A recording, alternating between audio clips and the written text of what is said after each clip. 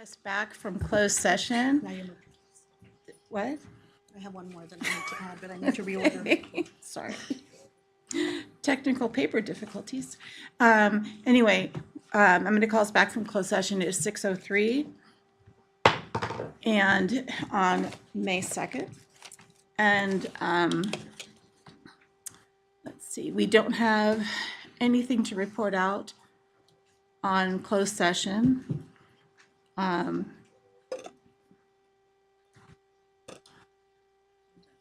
No, there's nothing to report. I'd like to remind everybody this meeting is being recorded for live streaming and archiving on the district YouTube channel.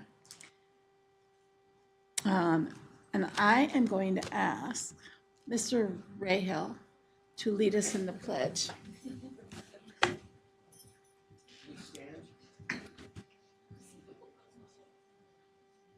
Allegiance to the flag of the United States of America and to the republic for which it stands, one nation, under God, indivisible, with liberty and justice for all.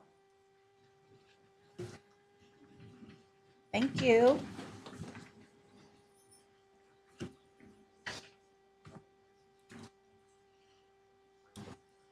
Okay.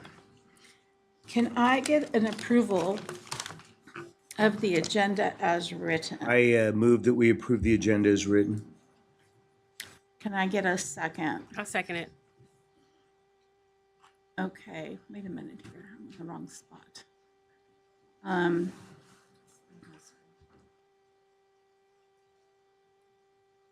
It's my phone. I'm so sorry.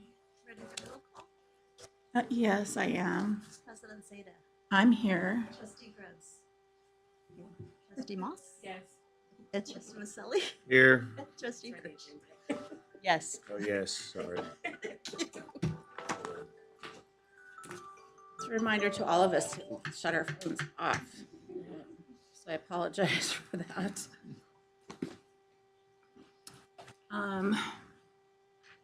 Okay.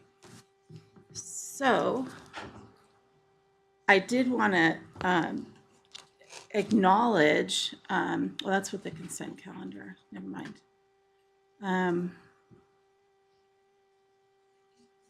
Yeah, oh, yeah. Would you like to introduce? Because that's what we're here for. Good evening, everybody. It gives me great pleasure to introduce our Brianna Kleinschmidt, the principal at Benicia High School, and she's going to lead us with our highlights this evening.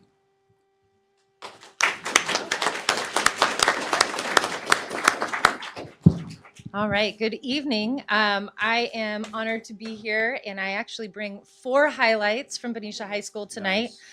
We had to stop at that because it was just too much. We have more for you at the next meeting as well. Lots of great stuff to celebrate. And I think I'll start with our largest group because I know we're out of seats and I want to honor everyone's time. So we're first going to recognize our seniors who have earned the biliteracy seal on their diploma this year. Thank you.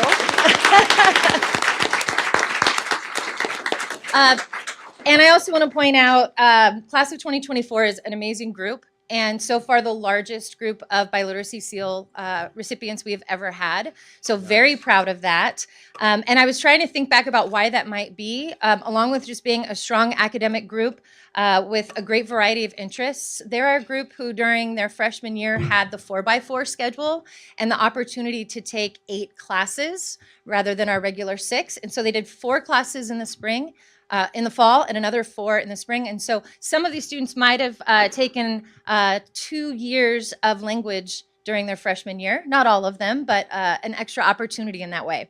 So they have shown proficiency and mastery of at least 2 languages through AP tests, through their grades, through proficiency of home language, a few different ways. And so since we have a nice long list, I'll go ahead and read names for you, starting alphabetically. And so for our students, when you have your name called, come on up. I have a certificate for you up here in the front, and they're in alphabetical order. And so we're thinking we might try to do a group picture, if that's okay with everybody. So after you get your certificate, maybe kind of hang off to the side, and then we'll try to do a group picture. Okay? All right. Jacob Andrews is our first recipient. Elizabeth Beauparlant.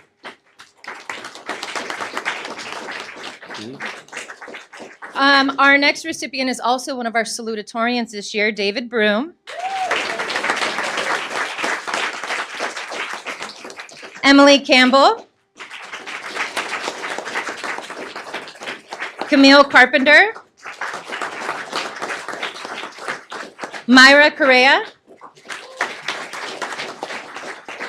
Brett Coughlin. Jadzia Dadell. Samantha Durand. Jacqueline Esparza. Emma Fellman. Aliana Dominique Figueroa. Casey Gassner. Jin Gao.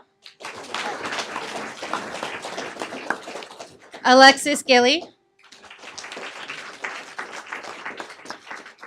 Josh Hall couldn't be here with us tonight. He's at golf practice getting ready for the North Coast Section Tournament, but congratulations to Josh. Charles Knudsen. Another of our salutatorians, Aiden Lee.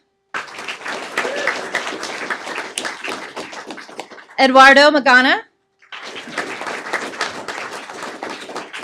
Julian Menansala. Liam McGee. Jillian Mead. Wyatt Miyamoto, but I think he's still at the baseball game. Tristan Naharo. Cheyenne Ochoa. Nalia Aronos Makabali. Claire Osmer. Jessica Paddocksill. Natalia Patterson.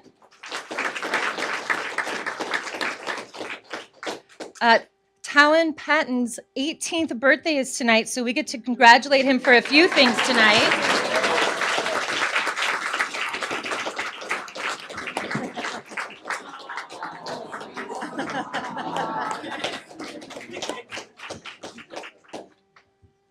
Don't always get to have your 18th birthday at a board meeting, so. Olivia Pettit. Italo Saciro Casera. Isabella Susuvong. Chloe Sola. Sean St. Croix. Gabriel Stockwell. Our class of 2024 valedictorian, Kaden Tang.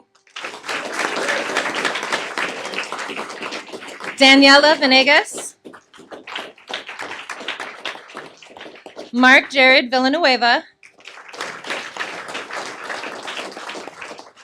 And Reagan Wicklow.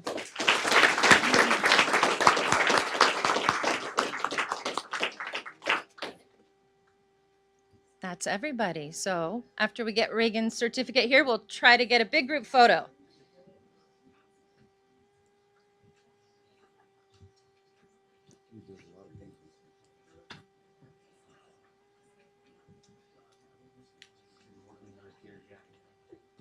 Oh, Reagan, I have it over here. My fault.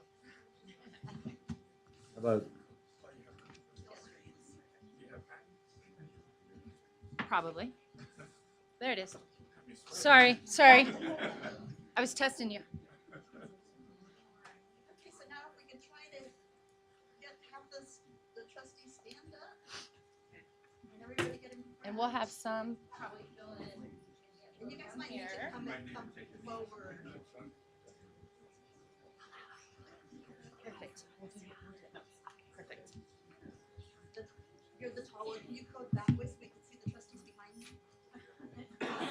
Okay,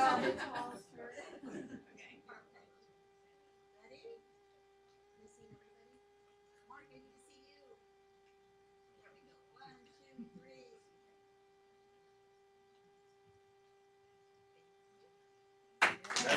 Nice job, guys.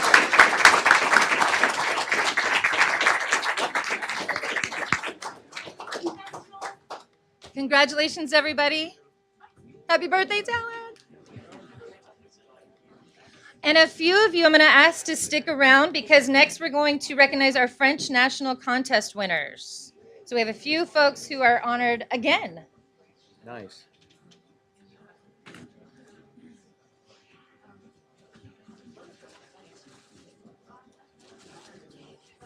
We'll wait just a couple of seconds till some of our guests leave or find a seat.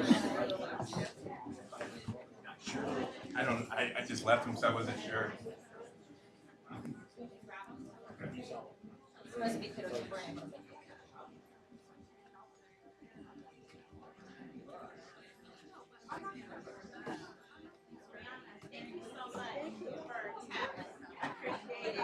Thank you so much. It was fun. Yeah, I had to. Can't miss this. I'm glad you told me.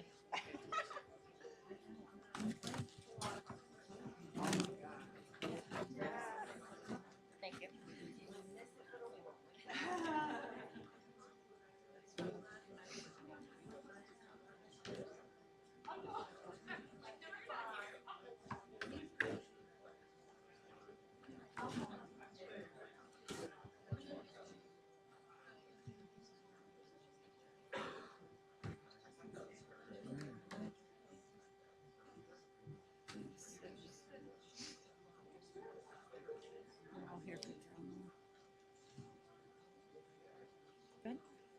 Yeah. All right. We'll go ahead and proceed then with our French National Contest winners. And I want to introduce our French teacher, Catherine Osmer, to share a little bit about this contest with you. Thank you. Thank you. So the French National Contest is given annually. It's a academic contest that tests students at the level where they're studying. So first year takes a first year test all the way up through fourth year in our district. And students can score, you know, however well they score. There are awards from Mérite d'honneur, which is the honorable mention. And that is students who are showing proficiency in the language. Then it goes to bronze, which is the first medal that is offered. Then silver, gold, and there is a platinum range as well. So this year we have 6 students that placed. Did you want to call out their names or would you like me to? Okay. So we have 6 students that placed, and I'll begin with our French 1 students. I think we had 8 students. Yes, we had 8 students take the French 1 test. It's a totally voluntary test. It's not something that students have to do. So with that in mind, of the 8 students that took the test, we had 2 students who achieved Mérite d'honneur, and those are Vic Hernandez. Is she here tonight?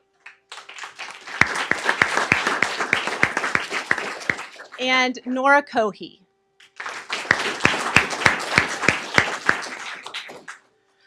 Then we also had a gold medal recipient for first year, and that is Amélie Issier.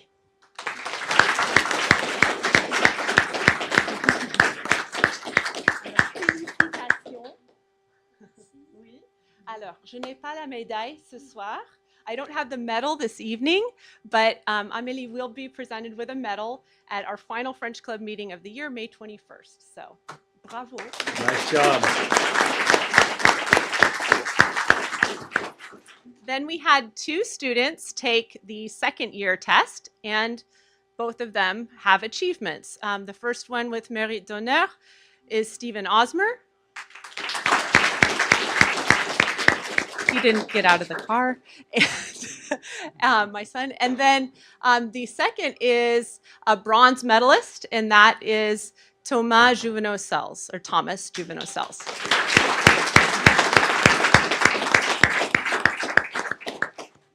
And then in the fourth year competition, we had 2 entries. One scored a gold medal as well, Natalia Patterson.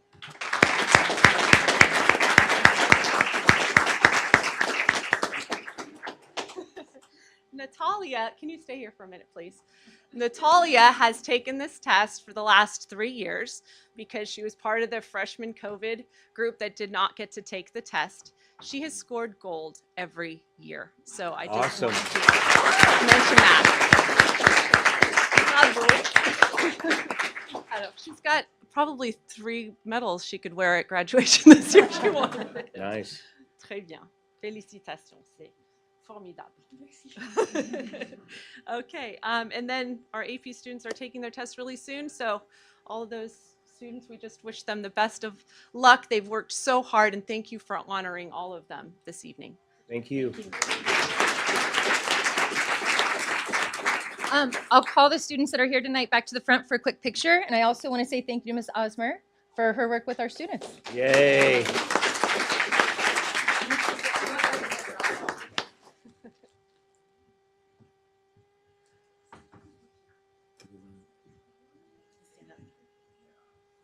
Okay.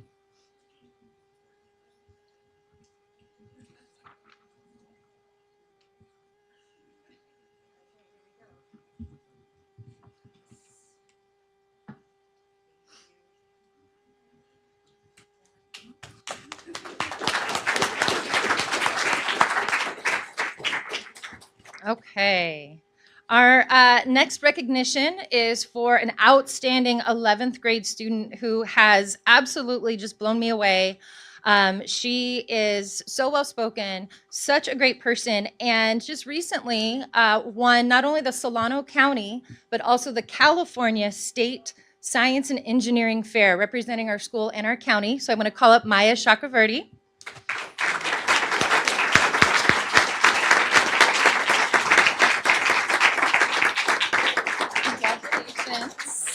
I'll try and explain a little bit about our project, and hopefully Maya can tell us a little bit more. But she won in the senior division plant biology for her project, Effects of Ultrasonic Animal Repellers on the Residual Activity of Brassica rapa peroxidase. Did I say that right? Awesome. All right, I practiced. Will you share just a little bit about your project? Hello, my name's Maya, and my project was looking at ultrasonic animal repellers, and so ultrasonic animal repellers protect crops. They repel different animals and insects, and I was curious to see if the ultrasound was hurting the plants in any way.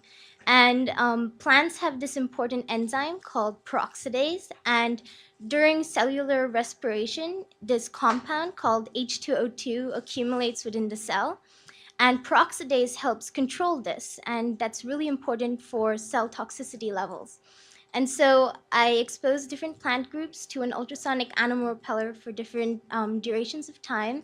And then I ran a series of tests to see the percent of remaining peroxidase in each plant group. And I found that as ultrasound exposure increased, the peroxidase, remaining percent of peroxidase decreased. And that was my project. Nice.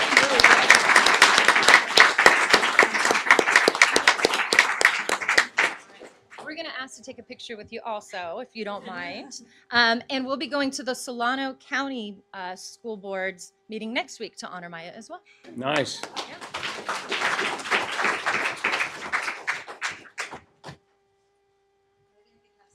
break up so that there we go. See, one of the sides. So we can see, because you're like the smallest right now. Thank you. Thank you.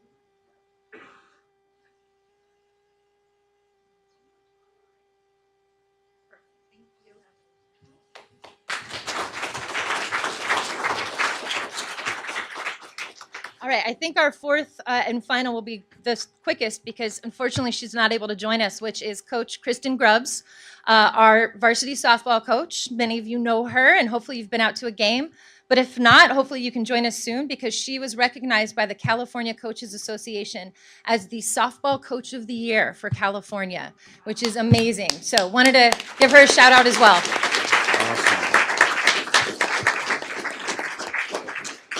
And we have Coach Grubbs has a game now, so she couldn't make Yes. it down, but we invited her to the next board meeting on May 30th so we can recognize her formally.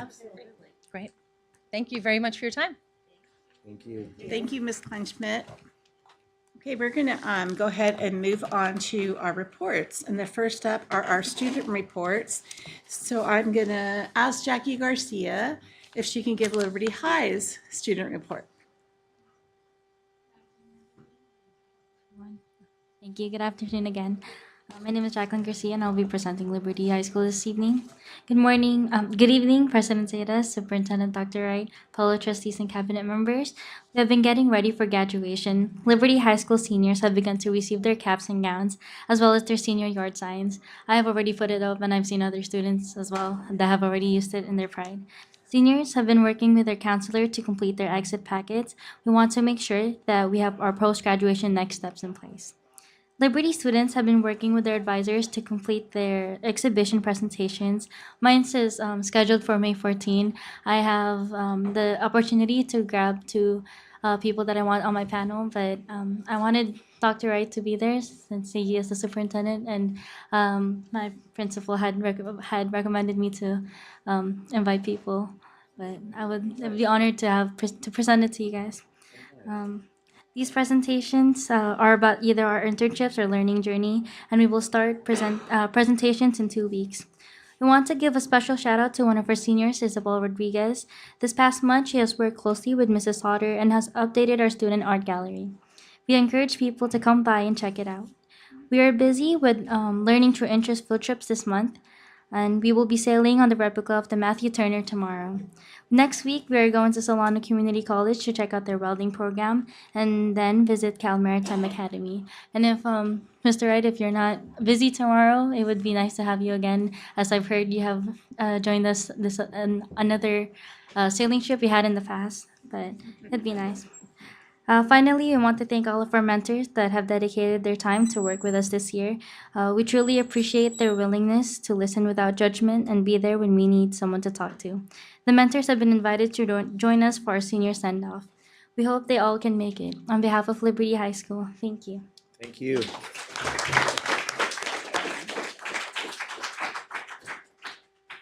Jin Gao from Benicia High School. You're up. Good evening, President Zeta, Superintendent Dr. Ryan, fellow trustees and cabinet members. My name is Jin Gao, the Senior Class President for Benicia High School. May is Mental Health Awareness Month, and Benicia High School has several events planned for students throughout the month dedicated to provide resources, fight stigma, and raise awareness. The Wellness Center is partnering with our school counselors and mental health clinicians to provide access events such as participating in a drum roll or a student forum to discuss how to manage mental health. We encourage all students to attend some of the events planned and always reach out for help if needed. Also for this month, we attempted to encourage students to wear green this Friday in alliance to the theme Be Seen in Green to show support for mental health awareness. Last Thursday, April 25th, we hosted an exciting senior versus staff basketball game in the gym. The game went into an overtime, and the staff ended up winning in a 3-pointer scored in the last 10 seconds. The staff. Yeah.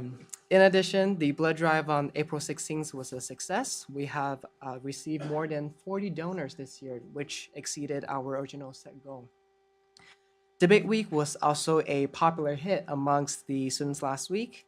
The topics such as should we militarize space or should we bring back prom loyalty have engaged students to bring more curiosity in the nature of debate, and also hearing what the professional student debaters have to say about the topics. Along with the opening show of Suzuko presented by our BHS Theater last week, Some teachers have remarked that it was one of the best shows that they have ever seen in Benicia High School. Nice. Next week is Staff Appreciation Week, so we have a few surprises stored for our staffs, administrators, maintenance staff, kitchen staff, and our counseling staff at BHS says how much we appreciate their work and dedication. Lastly, students at Benicia High School have been working all year long, ready to demonstrate how much they learned this year in their AP classes and their AP exams. Exams will continue through 2 weeks, and we wish the best of luck to all those that's taking the exam. And finally, we'd like to congratulate the awardees again in this highlight. Really congratulations, and on behalf of Benicia High School, thank you. Thank you both. You guys know this drill where I say, you know, you don't have to stay here, so you are welcome to leave, because I know you probably have homework and stuff that you have to deal with at home. So thank you again for being here. We really love having you. Thank you.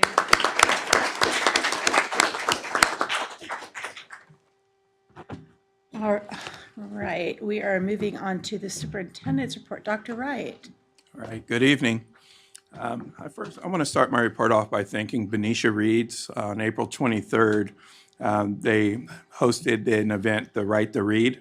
We had an opportunity to hear the controversy on how to best deliver instruction, reading instruction. And it was also nice to hear that we're moving in the right direction as we are using the science of reading in our district. We had an expert panel present in front of board members from Fairfield, Sassoon, and Vallejo, and there were some community members there as well. So it's nice to know that we're leading the pack and we're moving in the right direction. So I want to thank Benicia Reads and our Ed Services Department, Stephanie and Leslie. I appreciate everything that you did. Educators of the Year. We celebrated our Educators of the Year earlier this year, but last night, Chuck Schauer and Chris Altman represented BUSD at the Solano County Educators of the Year reception. And I know that Dr. Beatson and Ms. Martinez were able to attend, and also Ms. Kleinschmidt, and they're recognized again. So congratulations to them. And on Monday, we're going to recognize our special educators for the great contributions that they're doing in our organization on Monday the 6th at Solano County Office of Education. April 21st through the 27th was National Volunteer Week. We have some outstanding volunteers in this community. Our district would not function without the hard work and dedication of our volunteers. So we just wanted to take a moment just to thank them for everything that they do for us. Your work for us is valuable, and we really appreciate all of your efforts. May recognitions, it's Asian American and Pacific Islander Heritage Month, Jewish American Heritage Month, and as Mr. Jinjin Gao reported, it's also Mental Health Awareness Month. Just yesterday was Principals Day, and I know our principals are here today, and from the bottom of my heart, I just want to thank you for everything that you do. You have a difficult job, and your job becomes more challenging as the years go on. And if you haven't sat in that seat, it's really hard to understand the challenges that they face on a daily basis, whether you have some kind of spill on your campus at 6:30 in the morning as the day's coming in. May not seem like a big deal, but you got to figure out how you're going to reroute traffic so everyone gets to school on time. And just the work that you're doing, we really appreciate it. Please keep up the good work. The average tenure of a principal is less than 4 years, which is problematic because it's really hard to move the academic needle, the achievement needle, in just 4 years of time when you constantly have turnover. So thank you for being in the Benicia Unified School District, and we appreciate you from the bottom of our hearts. And that concludes my presentation.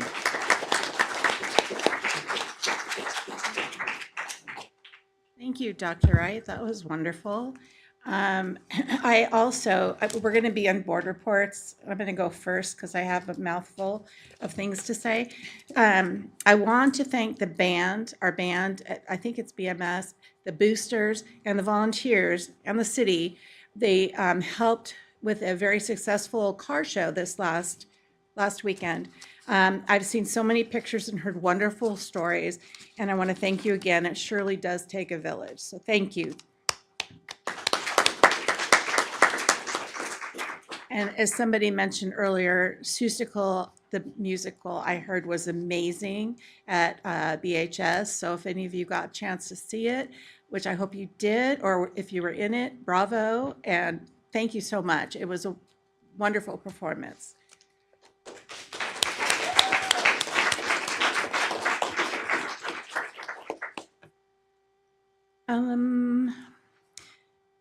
Last but not least, BHS's, as Jinjin Gao had mentioned, our valedictorian is Caden Tang, and our salutatorians are David Broom and Aiden Lee. And I want to congratulate them for being part of the graduation and all the work that they've done. Let me see. I think that's it. So I'm going to open it up to everybody. Does anybody have anything? Okay. Good evening, everyone. It's so great to have you here, and I want to give a shout out to all the principals. You guys do a remarkable job. I have watched. It's like, you know, your 60-second conversations. People are just always talking. So I want to thank you and honor you for all your hard work. So it's been a busy few weeks. I was at the debate at Joe Henderson, which was really great to see. I really hope those kids can stick with those strategies and they can convince their parents to do whatever, you know? And I also sat on the Benicia Medical Benefits Committee. We are looking at, you know, medical benefits is really tough. And so we're looking at what alternatives we can come up with. We, as a board, partook in strategic goal setting, which was really fascinating. And one of the things that I thought was just a wonderful event for us all to participate in. There's been a lot of different meetings going on the last couple weeks. We are also, as a board and as a district, looking at our graduation requirements. And something that really has something to do with this, with our school district, is that I wanted to give a shout out to the Heyman Foundation. The Heyman Foundation supports our cancer, our people that have been struck with cancer, and they are so kind and gentle, and they support with whatever is needed. And I just wanted to really give a shout out to Tim and Jeannie Heyman. It's remarkable what they do for the people of Benicia, for our staff members who have been struck with cancer. So I wanted to give some appreciation to them for all the hard work they do. Thank you.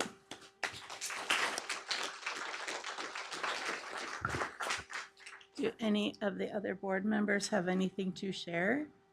I do. Okay, please. Okay. I was invited, or I asked to attend the special ed task force meeting, and that was really kind of to educate myself about our special ed programs, how it all works. I'm not, you know, special ed in my mind seems very complicated, and I wanted to know how the programs work at all the different schools. So I was able to meet a lot of the staff who work in our program, parents and other stakeholders were there, and it was great to just get a broad overview of where our program is headed.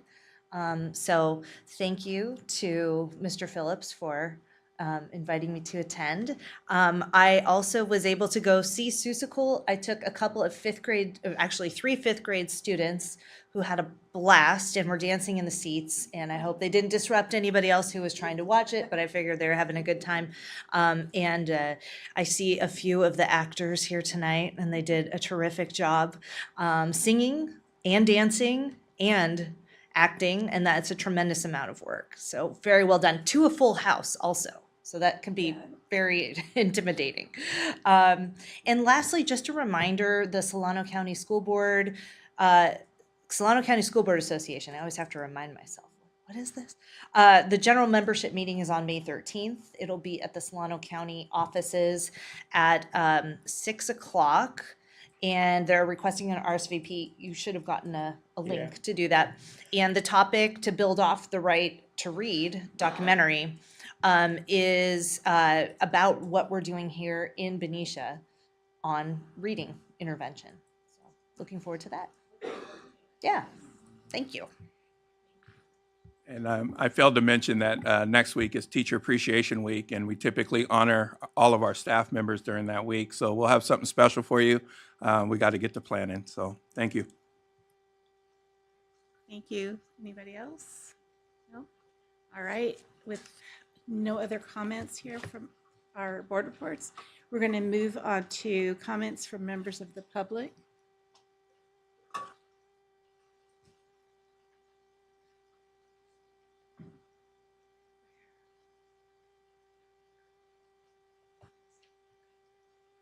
Okay, sorry for the interruption.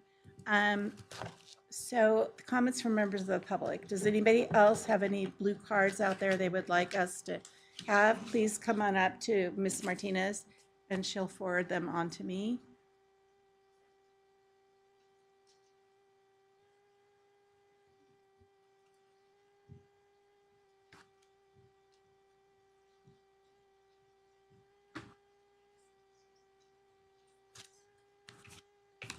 All right. So,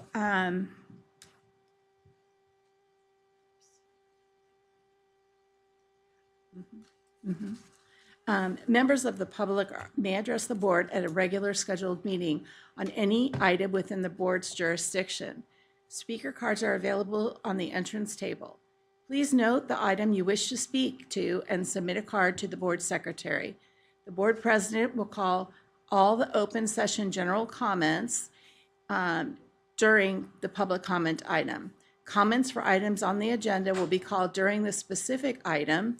Comments are limited to no more than 3 minutes per speaker, or the board may limit the time to 20 minutes per total. Comments, there will be a clock displayed on the board for 3 minutes, and by law, no action may be taken, excuse me, on any item raised during the public comment periods, and matters may be referred to staff for a future agenda of the board meeting. With that being said, I have a bunch of blue cards, and I want to thank you for being here to share your thoughts. So I'm going to go, is it David Leonard?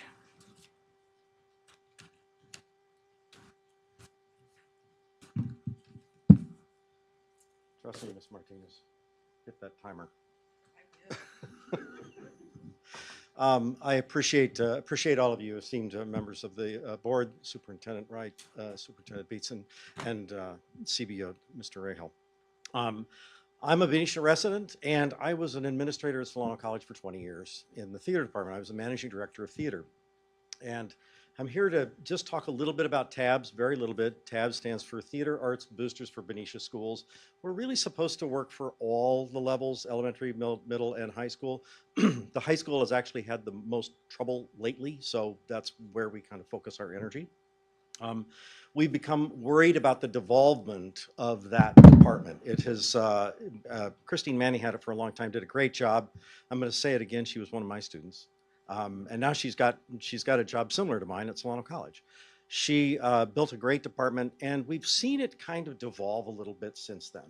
And when a kid doesn't have an opportunity to feel great once a day, that's a no good. So theater is kind of important for that, for those kids. So we became worried about this, and we decided to try to find out, does anybody else care? So we sent around a petition to, like it was Facebook-y and social media and all that junk. And we said, you know, hey, we're worried about this. Are you worried about this? And it turned out we got 1,000 signatures in about 24 hours. And I think we're now at like 1,500. You know, they kind of die after a while on social media. But so there were people that were interested, which is great. So we're committed to the regeneration of the drama department at Benicia High School into a full-time drama teacher. We used to have one. Now we're we're working with less right now. And we've been working closely with Dr. Wright and Principal Kleinschmidt on getting key performance indicators that will help us help drive enrollment so that in fact we get the enrollment numbers we need so that it makes sense to Dr. Wright and to Principal Kleinschmidt. So we're working on those key performance indicators so that we can help drive that enrollment and make that better. And we want to have all full houses at those shows. Not the opening night was kind of full. The other, we want all full, all of them to be full. And I got to say that as far as Dr. Wright goes and Principal Kleinschmidt, I've been an administrator for a long time. Maybe not longer than both of them combined, but I've been an administrator a long time. And I got to tell you, I could not ask for a better set of partners. They are engaged, they are serious, they know what they're doing. I'm really delighted to work on this with them. So, and it's kind of fun because it's sort of like what I did at Solano College. We built that department into a multi-million-dollar department where 1,000 students, which is almost 10% of the entire student body at Solano College, was in our department. So this is super exciting to me. I came into a department that had trouble when I started in 1985 at Solano College. And now we got one in trouble too. So I'm really happy to help. The road back is a long one, but we're with you. Thank you very much.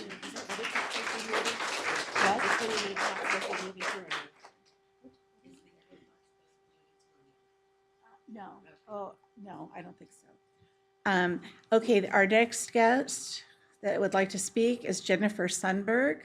Please join us or join yourself at the podium, I guess.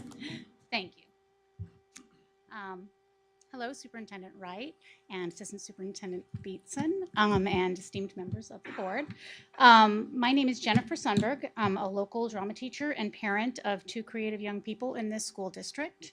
I'm also a member of TABS, which is Theater Arts Boosters for Benicia Schools. That is our theater booster for the district.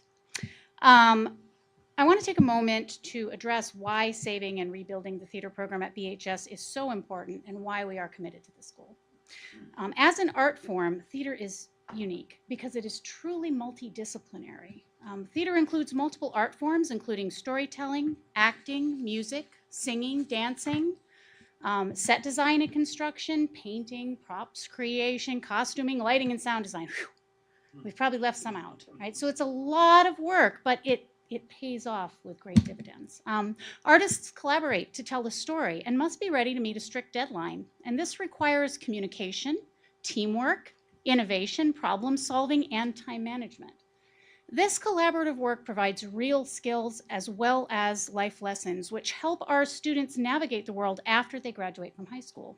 In fact, Theater Arts provides all of the ESLR's expected student learning results that Benicia High School lists as the skills that every BHS graduate should come away with.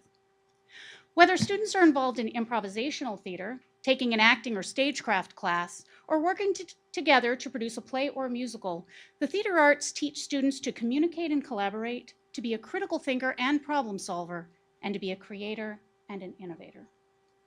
The multidisciplinary nature of theater also means that there is a place for everyone to be creative, which leads to an environment of acceptance and inclusivity and lets all students feel valued. It is a safe, supportive space, and this is particularly important now when so many of our children are feeling isolated, and communication skills and self-esteem are at an all-time low. Participation in theater arts promotes connection and social emotional well-being. But to get all these benefits, this rich inclusion of many art forms requires teaching and support of those arts forms, and thus the need for a qualified theater instructor is essential. Also essential is the inclusion of appropriate classes or additional prep periods in the structure of a successful theater arts department. Classes at minimum need to include acting, which is drama 1, 2, or 3 at BHS, musical theater and stagecraft, as well as drama production, which is the practicum for stagecraft, drama, and musical theater. It was the inclusion of these elements that made BHS theater programs such a success over the years, including a high rate of students successfully pursuing jobs in the performing arts, including some on Broadway. In conclusion, we stand committed to working with the district to reestablishing this award-winning program. Thank you. Thank you.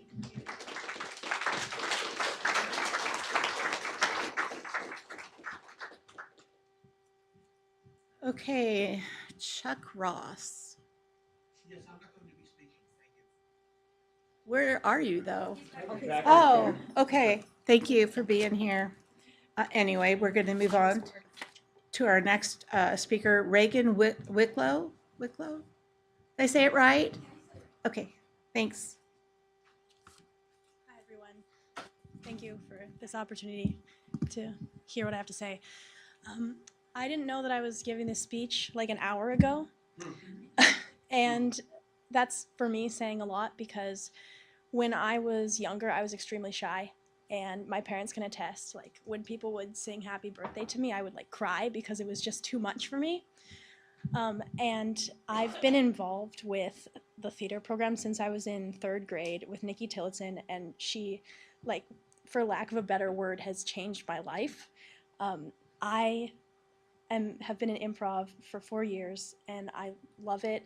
It has given me so much confidence in myself. I joined debate this year, and I had never done it before. I just did it, and I went to a competition 3 weeks after I joined. I joined the musical this year, and I had never done a production before. So the arts programs here, especially all the hard work that Nikki Tillotson specifically has done, has changed the way that I go about my life and how I even view like my ability for self-development, because I came so far. So I don't want to take too much of your time, but yeah, it's very important to so many people, and especially to me.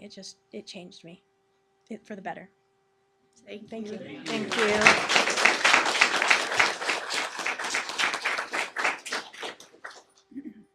Our next speaker is going to be Julia Hahn.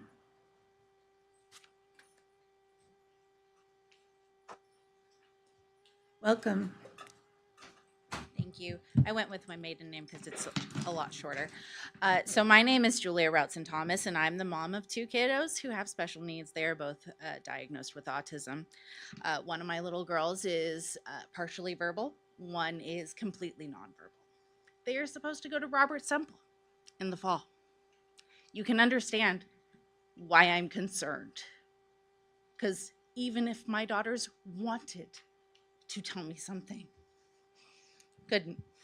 So the lawsuit regarding the allegations of the alleged pedophile do very much concern me. I understand you cannot talk about the lawsuit. I'm not asking about that. What I am asking about is, what are you doing to protect these students now?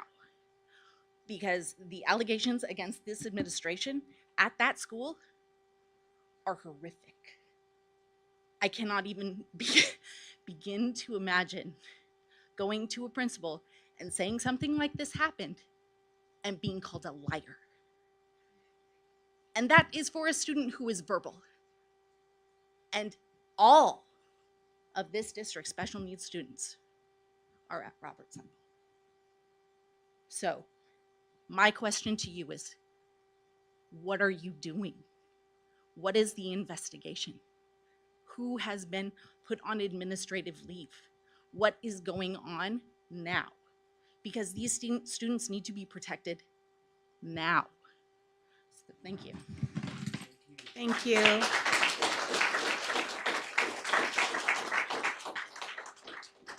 Our next speaker this evening is Mia Raupach.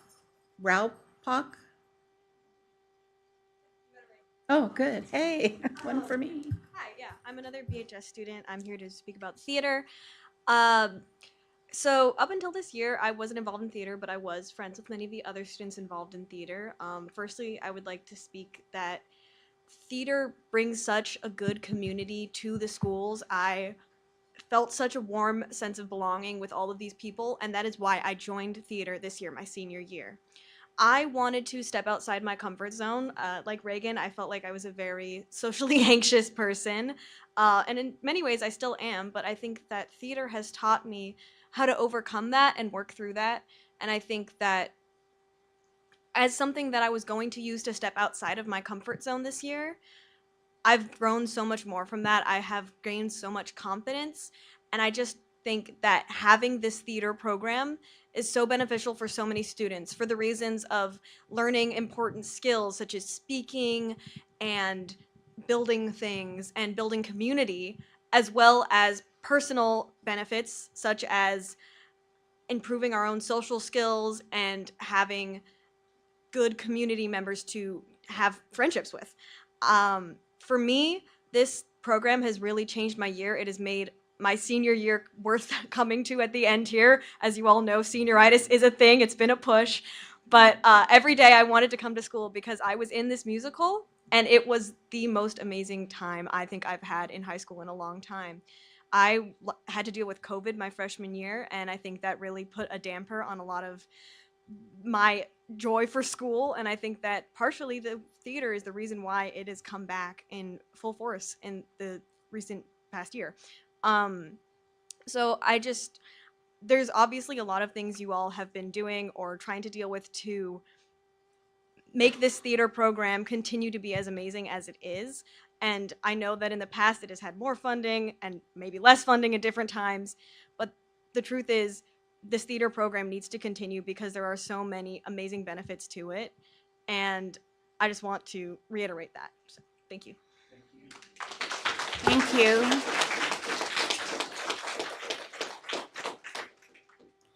Okay, our next speaker is Amber Clemens. Hello, everyone. Nice to see you again. I am a parent of a high school student that was in Seussical, was also in Lost Girl, which was the production in the fall.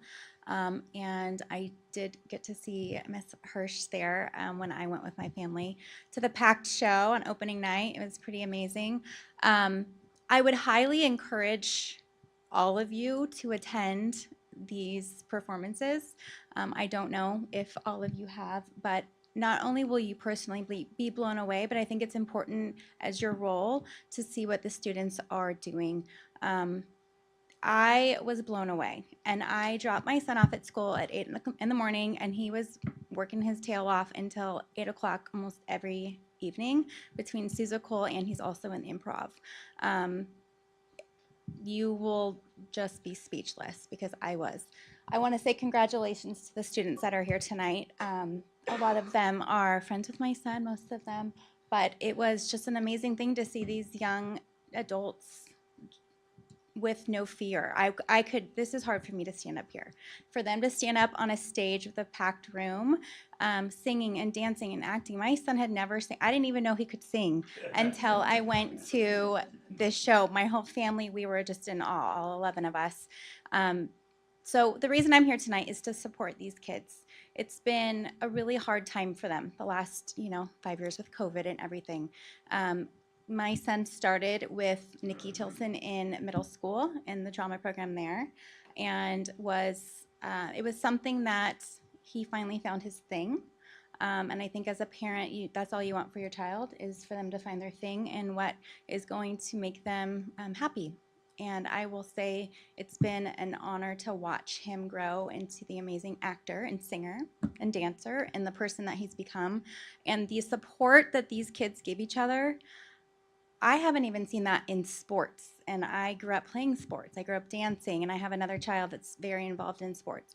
These kids have a community amongst each other, and I think that comes down from the staff that works with them, and they have learned to have this loving, supportive community, and I don't want to see that go for them. One last thing I want to address is the 7th period, and I know that there's been a lot of talk about that maybe going away or we're cutting some programs, and I appreciated your email, Mr. Wright, in regards to all of this. These students work so hard, and they deserve to get credit for their hard work, and a teacher deserves to get paid for it, in my opinion. And my student has taken 2 years at performing arts, which means that takes the place of his foreign language for graduation purposes, which I didn't even know until this year. So I think that all of the incoming students should get the same chance. Thank you. Thank you.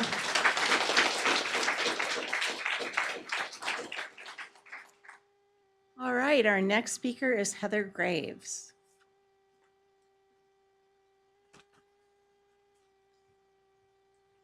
Good evening. Thank you for giving us the opportunity to speak. I just wanted to bring up a point. Now, I graduated from high school over 50 years ago. We had a really huge theater program. The whole city supported it. And it's not just hanging out with your friends and having fun. The people I know that were in that program are still friends, and they are set designers in Hollywood. They are writers. They are Broadway stars. They created the California Shakes Festival. It's one of my best friends, taught UC Berkeley in drama for 20 years because we had the opportunity to get involved in that. So it's not just for right now. We offer chemistry and math and all kinds of programs to help push the kids into STEM and so that they can be engineers and doctors, but they can be a lot of things with the information they get and the experience they get in drama and music and dance and stage design. I have another best friend who's a lighting designer. He travels all over the United States. These are real significant jobs, and they came out of their high school experience. I mean, I could go on. There's at least 25 of them. But I think it's because we had such strong community support. Everyone got behind it. The professionals that were in town came in and taught and helped. It wasn't just the teachers. So I just want to encourage you to keep this program. It's not a frivolous, let's go have fun program. This is a pathway into a lifetime of being able to work and be proud of what you do. And each one of us, especially young people, need one thing in life that they excel at. One thing that they know they are the very best they can be, and other people acknowledge that. And this is one of, I think, one of the best pathways to that, and it can go so many directions. So please keep it strong, keep it big. Thank you.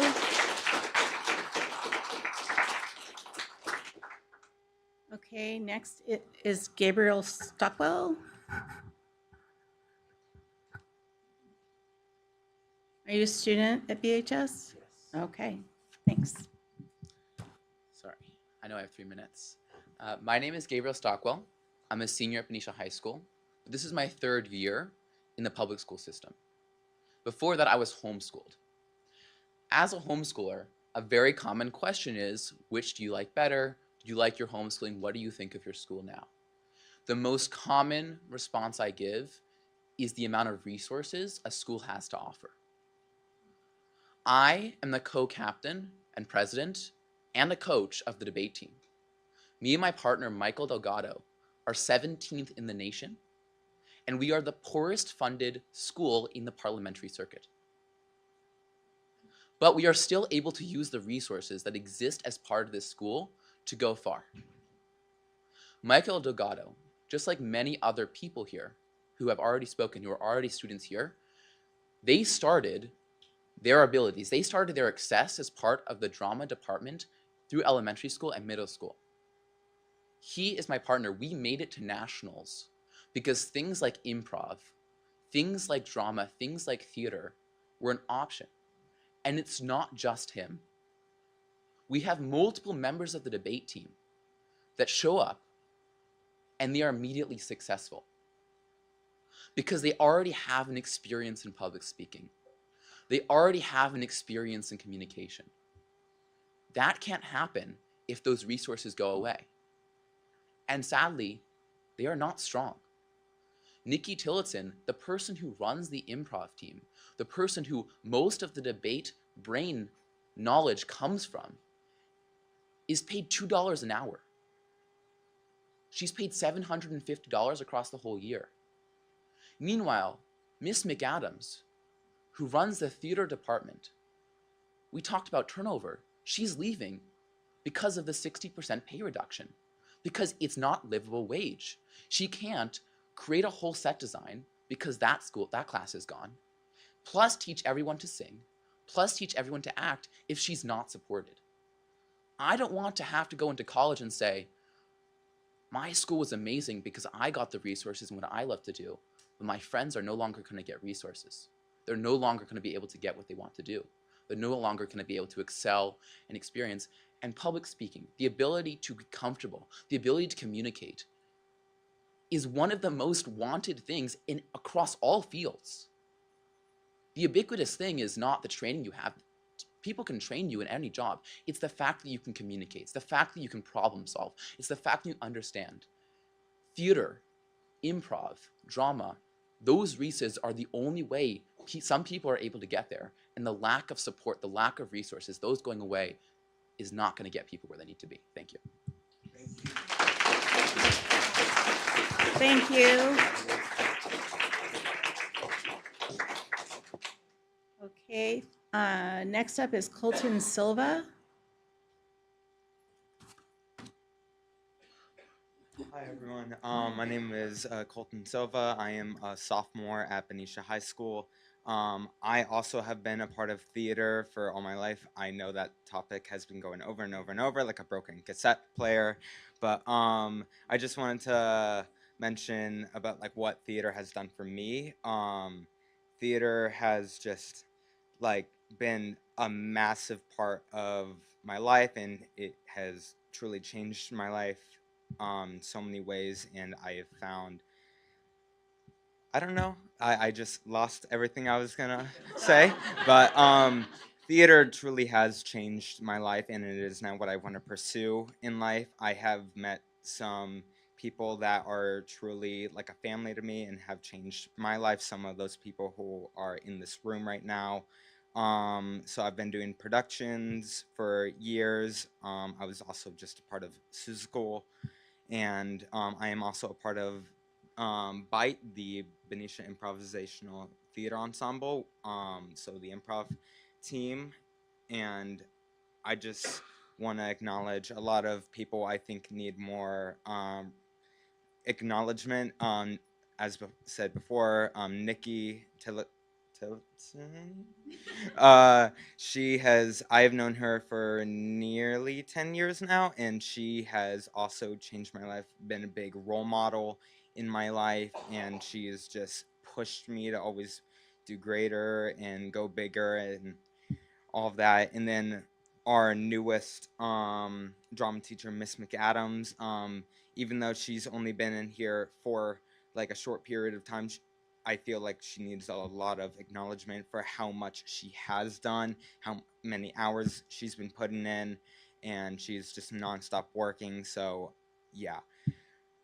Again, I lost everything I was about to say, but I just want to say theater has truly changed my life. There are so many people I want to thank so much, and just thank you guys for those who are acknowledging or pushing it, or just thank you all.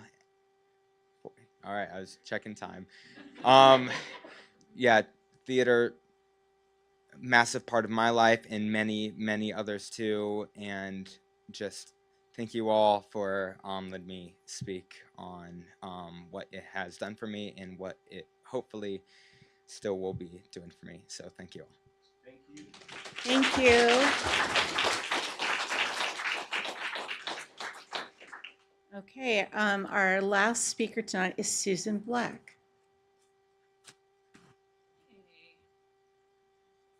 Well, I just taken up the rear. First of all, Dr. Wright, Dr. Beatson, the entire board, thank you, thank you, thank you. So I just want to say my name is Susan Black. I am a TABS member. So you've met some of my colleagues. I'm also a very proud mother of a kid who is in improv, and he was Thing 2 at the Seussical. So very exciting. And if you did not get a chance to see Seussical, I think a lot of you did, perhaps, some of you. Very, very thrilling. I sat in my seat, you know, and we did fill up that auditorium on the last night. The other two weren't as much. And I really, really, really heartfelt believe that we can every single night. And I do personally want to pursue that. I want to know, and I want to make sure that for these kids and for the community that we're filling that auditorium with that kind of interest. So I also just want to thank everyone here.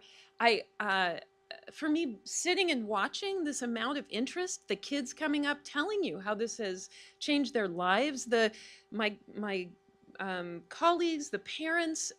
It just really opened my heart, and I want to thank them. I want to thank you for your time, and I want to say I'm really, really looking forward. I read on EdJoin, that's a public thing, that there have been steps made, in my opinion, to repair, and I embrace that, and I embrace working with Dr. Wright. I embrace working with Ms. Kleinschmidt. I really, you know. As I said, my heart's open. I think we can start communication and we can start really building this theater program to be what I think we all intend it to be. Even though some of our actions haven't necessarily proven that, I think now our actions and our intention can come together. And anyway, that's it. Thank you. Thank you.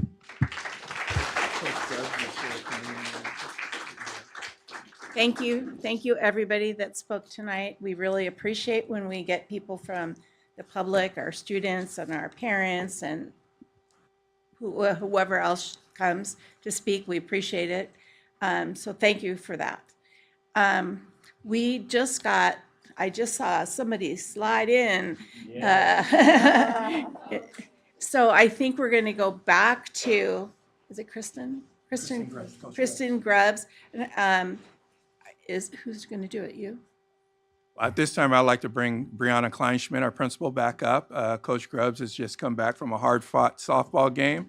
I'm sure we got a victory. 5-2. All right.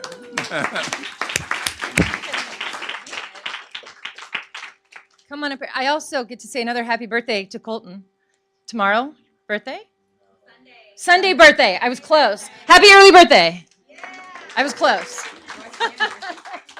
All right, come on up. This is a lot of fun because Coach Grubbs is one of the most dynamic coaches that I've had the pleasure to work with.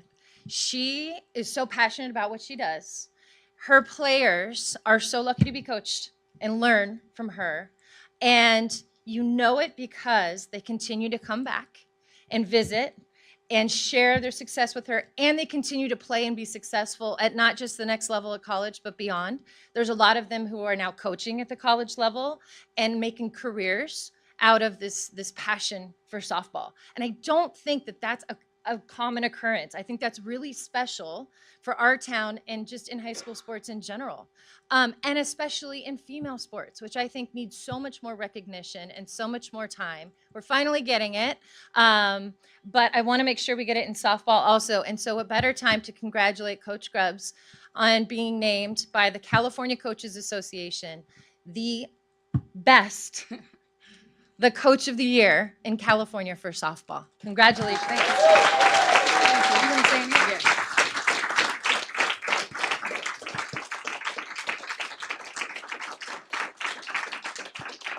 Thank you. I just glanced up to see if I was going to get the 3-minute timer because I didn't prepare anything, but anybody who knows me knows that I have the gift for gabs. So thank you, Ms. Kleinschmidt. I also want to thank Principal Nelson for being here as well. He's been a big supporter this year at the middle school because I teach there. And Mr. Wright for just showing support. And like Ms. Kleinschmidt said, female sports is on the rise.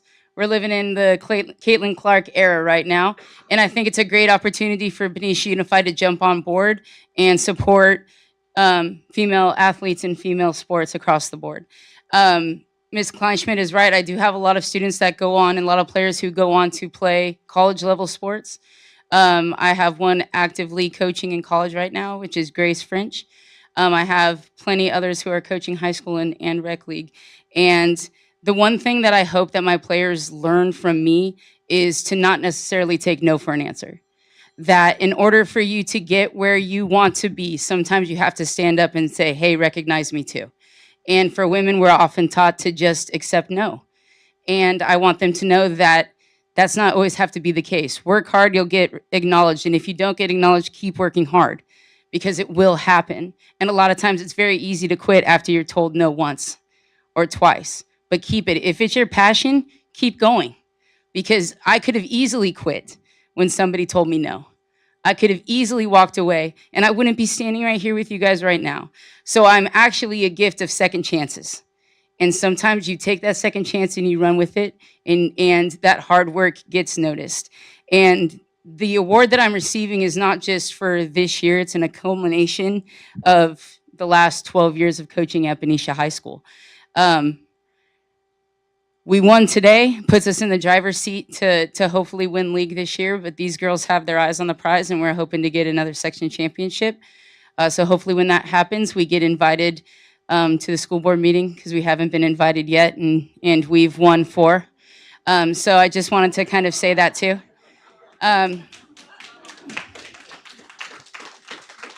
But I thank every one of you that's sitting up here, and I challenge you to show support to the areas that may be underfunded, underrepresented, and that need the most help.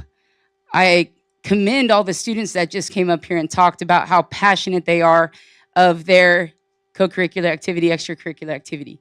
That takes a lot of guts. I stand in front of people every day and talk. So to see these kids who I've had as students come up here and support their cause and don't want to take no for an answer, that just made my heart smile all the better. So thank you for this acknowledgement, but please just know that there's so much more that Benicia Unified School District can do to help support students and help support staff. So thank you very much, I appreciate it.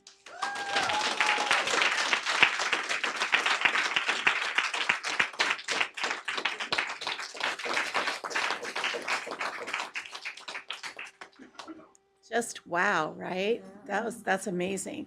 Thank you, Kristen, for all you do. Well deserved, the honor. It's nice to have you here. All right, next up is the approval of the consent calendar. Let me see where I'm at here. Okay, background information on these items is provided to the board prior to the meeting. A common motion takes place without discussion on roll call vote. Discussion of items is requested by the board members. So, does anybody have any questions? No. Okay. I'm going to put it. No, it's all right. It is. Because I think I do. Let me see. Is this the one I first?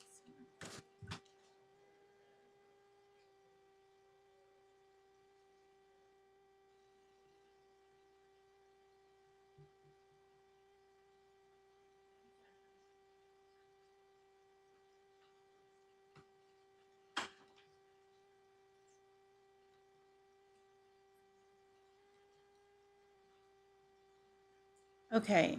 I'm going to ask a question of Dr. Beatson. I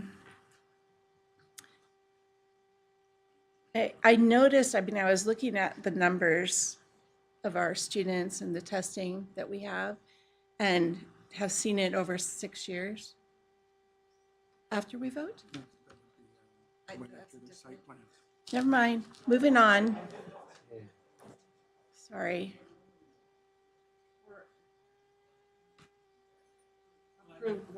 Approval of consent calendar. Number 11. Yeah. Approval of consent. So do I have a motion to approve the consent calendar as written? I move that we approve the consent calendar as written. Can I get a second? A second. Roll call, please, Ms. Martinez. President Zeta? Yes. Trustee Grubbs? Trustee Moss? Yes. Trustee Maselli? Yes. And Trustee Hirsch? Yes. All right, thank you. Next, we have presentation and communication. We have several. Oh, we do. resolutions We under do. the Consent calendar that each require an individual roll call on the We same do. motion. Okay, so on the consideration and approval of Resolution 23-24-28, the declaration of obsolete, is that right? Yes. Library media for Matthew Turner Elementary School. We need to do a separate roll call. Hold on 1 second, sorry. I had a question on that, though. Can I ask the question? I have a question on that too, but yes, please.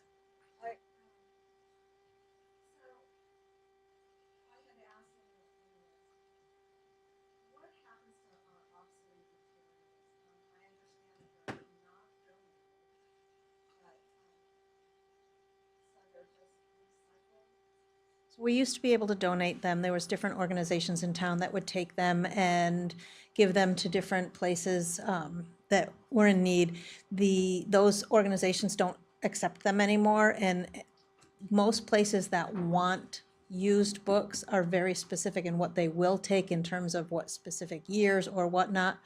Many of the obsolete library books that will be coming up have had damage, they're really out of date, and so most people don't want them. And so what happens is we work with our recycling company. They take them, they take the spines off, they recycle the paper.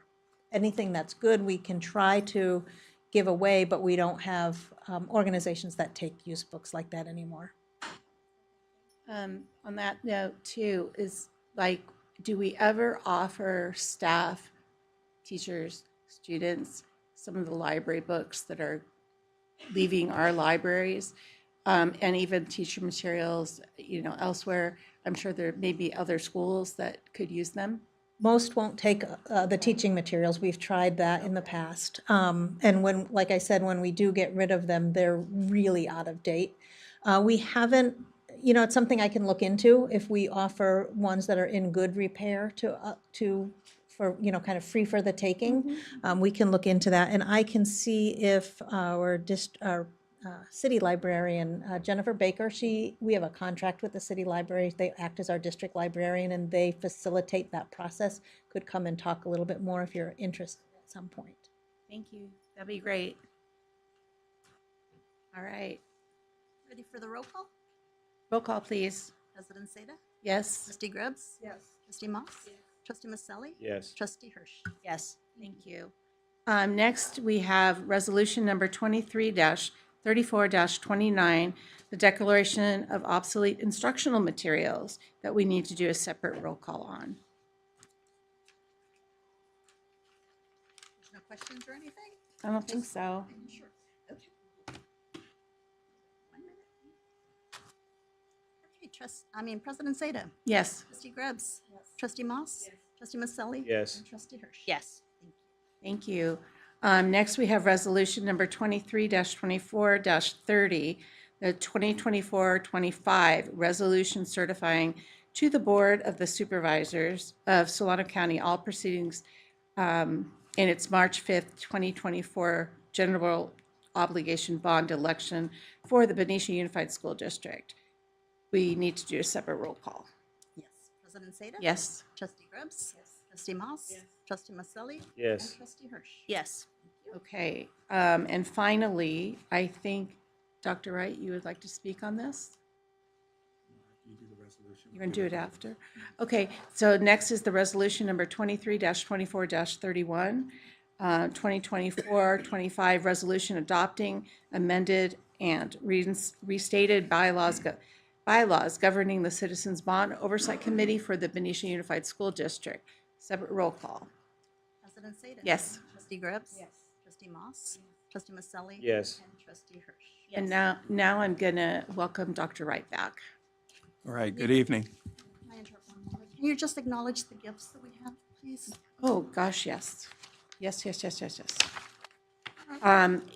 We get some amazing donors that give some money and product to us, and we're so appreciative of it. We received $250. This is for the debate team. $250 from AMCIE Inc.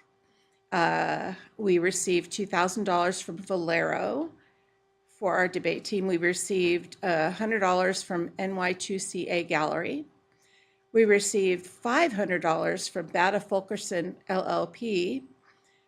We received $150 from Spotless Carpet Cleaning, $250 from Terry Leone, and 25 ukuleles were donated at the estimated value of $625 by Stan Houston. And finally, a $250 check. Also, I guess it's just to the cheer team from the Heffernan Foundation.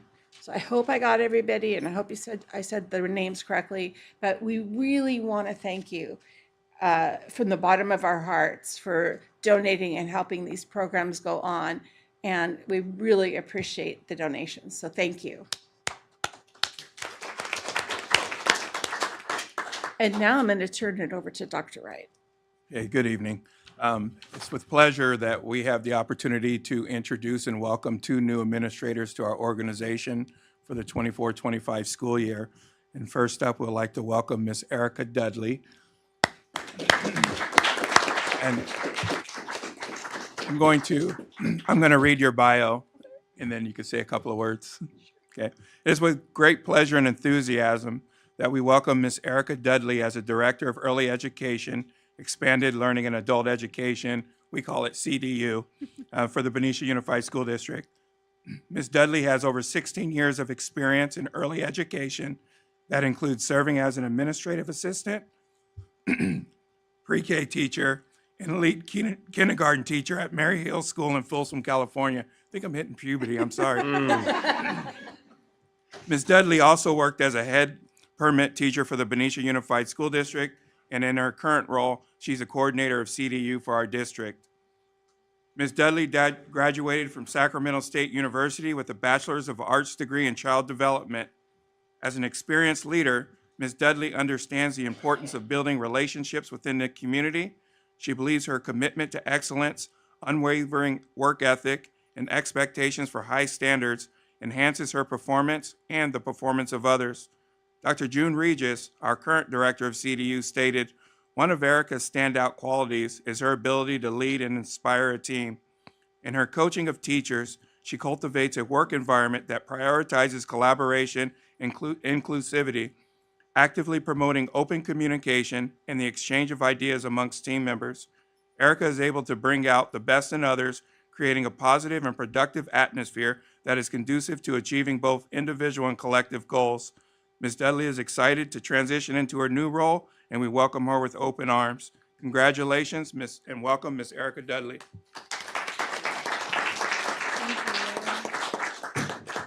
I thank you so much for the opportunity. I'm very excited for this new endeavor, and I also was a theater kid. I don't know if that felt appropriate to say, but I do. I really appreciate this, and I look forward to serving our youngest population and also our adult ed population.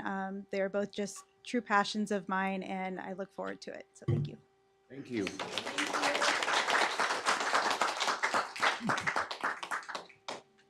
All right, now it's with great pleasure that we welcome Ms. Catherine Belanti.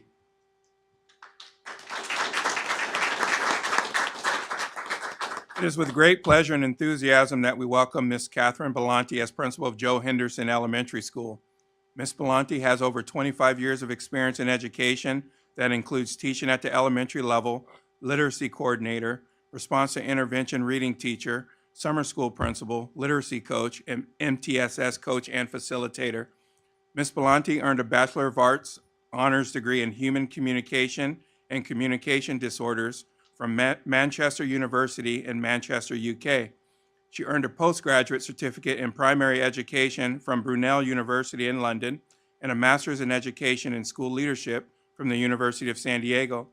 Ms. Belanti believes her leadership is centered in truly knowing that every child can succeed in an educational environment that is culturally responsive, academically engaging, and safe.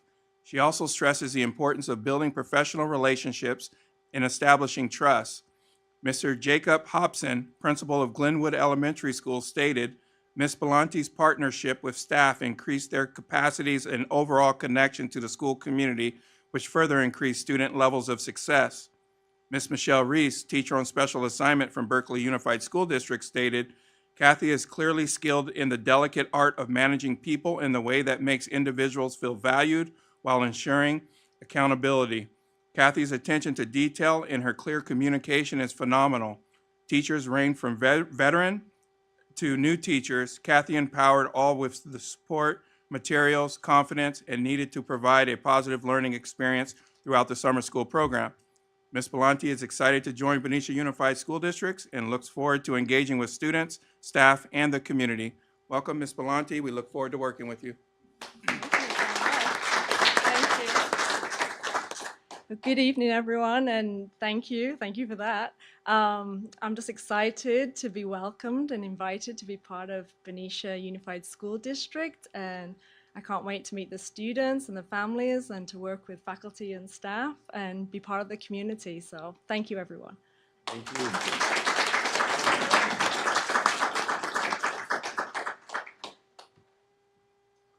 Thank you, and welcome.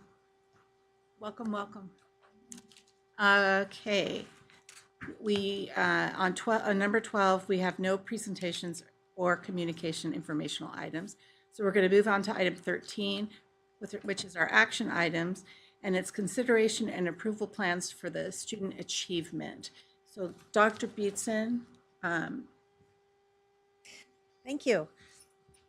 Good evening, everyone. It is with great pleasure that I am here to kick off a presentation, and you're going to hear from each of your site leaders tonight, talking about the work that they will continue to lead their schools in over the next school year. So we're here to present a brief overview. You have the full plans attached in your packet of the school plans for student achievement. And so what we're hoping that you do is you really understand the outcomes that we want for our students in the next school year. We're going to highlight just a couple of the high leverage strategies that will happen at each school site, and we hope that you approve the plans as written. One of the things that you will notice as you hear from each of our site leaders is what we're hoping that you hear is a real through line, because the way these should work is that we know we have our LCAP with our 4 goals. You're going to hear very similar goals because that is the direction that we're going in our district. And then especially among the elementary, you're going to hear very similar strategies because we're being very intentional about what we need to do to move the needle next. And so you'll hear some commonalities. That is our hope anyway. The purpose of a school plan is to really raise the academic performance and mental health and well-being for all students. They are in a consistent format. It is a template that is provided by the state of California. They're aligned to our LCAP. They address the needs where we have what used to be called program improvement. This is not at the district level, but at the site level. It is called ATSI, Additional Targeted Support and Intervention. So we have a few student groups that we're monitoring even more closely. This has been something that we've had for the last few years. You're going to hear about goals, actions based on feedback and student performance and identified needs, and that these plans, as required by law, are developed jointly with school site council and the school staff. Just a little bit about ATSI. It is part of the federal Every Student Succeeds Act. It requires us to determine eligibility just like we do at the state level for program improvement. It is the federal level for looking at student achievement and making sure that we're addressing student needs down to the student group level. On your slide, you can see which groups, they're the same groups that we monitor district-wide as well. And so what I'd like to do is invite our principals to come on up to the podium. We have Robert Semple first, and Christina Moore will share a little bit about the goals that you have and a few of her high leverage strategies.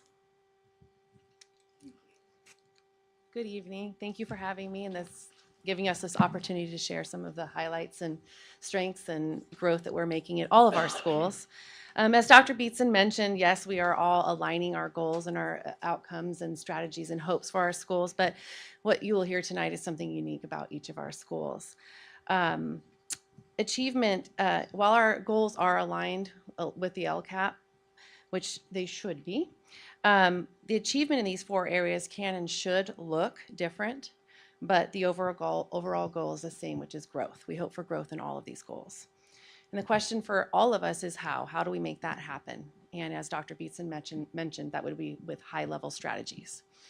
And we have a wonderful, amazing laundry list of those, but again, we're going to each highlight some of those for you and some of those that we're actively working on to move the needle with our students in all areas. For Robert Semple, I want to thank my staff. I want to thank my site council.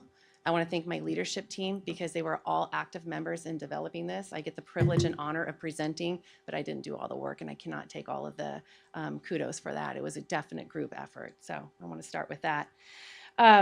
So for Robert Semple, what we are trying to do is eliminate some of the barriers to students accessing their education and achieving at their fullest potential. And so 2 areas that we're going to look at is in eliminating those barriers is learning to promote self-advocacy. And the first way in which we're going to do that is we are going to teach lessons daily, which we do and have been doing, to support social and emotional learning, utilizing second step curriculum, and to communicate with our families in doing so. We are taking it a step further and offering things such as brain breaks, mindfulness, calming corners, community circles, those sorts of things. And we're also trying to think about doing things differently. And instead of taking a break maybe after recess, taking the break before recess. What are you anticipating? What are you thinking about? And trying to get ahead of things. So that's one high-level strategy. And the second high-level strategy I'd like to offer is normalizing the practice of working through conflict and discovering the benefit of navigating hard things together. And one of the ways in which we do that, and I'm so proud of our district for supporting our EPIC learning and our restorative justice learning that we've been doing as an entire district, we can see reflected in our classrooms, and we can see reflected in the work that we do with our students, including myself. All of my conversations with my students are restorative in nature. And we think that that offers students the opportunity to break down those barriers and become self-advocates and work on those strategies of navigating hard things together so that they can then access their learning. Thank you. Thank you. Thank you. Thank you, Ms. Moore. And next up, we have Ms. Fleming from Mary Farmer.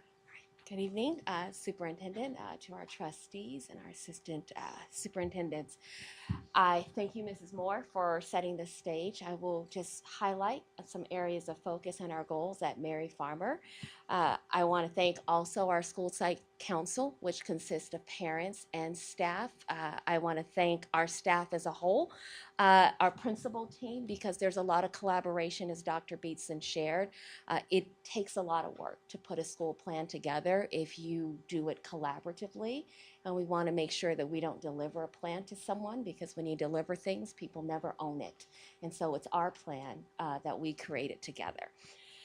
Last school year, when we started this school year, we realized as a school site that we took some steps back when we looked at our academic data for our reading and our math goals. We've had a lot of time as a team to reflect. We've had some tough conversations about that and really figuring out where are we going to put our focus on, what have we been doing that has been working that we're not going to stop, but what do we need to add to that? And as you know, as a district, we focus district-wide on first instruction best practices, and as a district-wide, we looked at a clear focus for lesson, but our site also adopted the focus for multiple opportunities for exposure and reflection for the skills that they are learning. And we've made a lot of progress this year. When we look at our NWEA data, we've seen some movement with our student groups that we need to see. We're not relying on waiting for CASP results. We need to know where our students are right now today. Our teachers have been collaborating and really unpacking that data along with other data. We have took on doing a leadership walk with our leadership team this school year, which I'm really excited about, and that's teachers taking on that work of going into each other's classrooms and reflecting on practice and being learners first. You will see in our plan that one of the areas of focus is planning for and implementing academically structured conversations, not a random turn and talk, but a planned intentionality with students having to take on the academic language. And the reason why that it's shown up on our dashboard for our English learner data, it's also shown up when we look at progress monitoring, that while we are moving many of our student groups, we are not moving our multilingual learners the way that we need to. So we are taking this step as a way to accelerate learning. We've been fortunate, all elementary schools, to partner with Santa Clara County for a grant for building a healthy multi-tiered system of supports. So our staff has focused on culturally relevant practices and implicit bias. If you looked at our data, you've seen that we have a student group that's in the red for suspension. So we're really looking at what do we do to strengthen our tier 1 to make it as healthy as it possibly can be, to reduce the number of suspensions, and also maybe connected to some of our attendance data. So we are working towards continuous improvement and moving the needle. So thank you. Thank you. Thank you, Ms. Fleming. And next up, we have Mr. Steve Slater, principal at Matthew Turner, excuse me. Good evening, Dr. Wright, Benicia School Board, our cabinet. It's an honor to be here tonight. Really proud of the work that we've done on getting this new site plan together. Our school site council has been amazing, committed. It was great working with all of them to get this done. You know, to focus on a few things with social emotional learning, we tied in, one of the goals to decrease our chronic absenteeism and chipping away at that from the 15% to 10%. And we look at it, number one, the kids need to be excited about going to school. And what's been great is the MTSS training that we've had throughout the year, the time during the PD day, doing the restorative circles. It's great as administrators seeing the enthusiasm from our staff wanting to get that rolling. Cannot wait to see that as we kick off the year next year. As far as the academics, the data, it's really encouraging to see our kindergarten, first and second grade during the 2019 to 2020 year. So they ended up being the third, fourth, and fifth graders last year, and they scored higher in math than certainly in my tenure at Matthew Turner Elementary.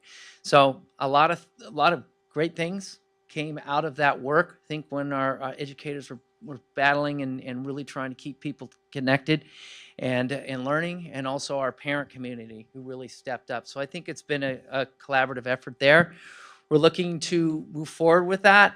One area that we're getting a lot of great work from is our small group instruction, and that's been excellent, and it's certainly more across the board happening. We're excited about language arts as well. It seems like, Matthew Turner, we're kind of right in that same number, 63, 64, 65. We're looking to jump that up to 70%. Excited about the science of reading program and the enthusiasm from our teachers. We had, I believe, 14, 15 staff members that were part of that. And then with the open court curriculum, we're ready to take that on with the boxes coming soon and rolling that out. And really trying to get some more vertical alignment happening. Some of the learning walks that have been, I feel, vital that we've done as a district, and wanting to do that model with our own staff seeing classrooms. So thank you very much. Excited for the new school year. Thank you. Thank you, Mr. Slater. And now we will hear from Mr. Foldberry for Joe Henderson. Good evening, Dr. Wright, members of the Board of Trustees, Cabinet.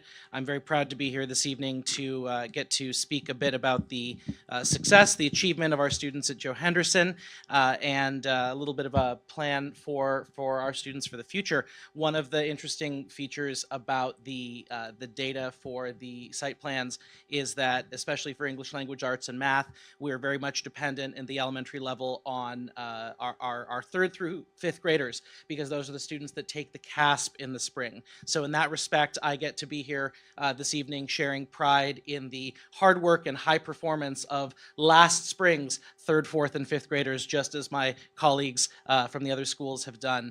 That's where some of these achievement scores come from. And in the same way, on behalf of the Joe Henderson community, we wholeheartedly welcome Ms. Valenti, who a year from now will be here at this podium sharing the achievement of the students taking their CASP, which begins next week, our third, fourth, and fifth graders. So there's a through line and a continuity because of the way that our dashboard data is structured and where this data appears to allow us to form our site plans.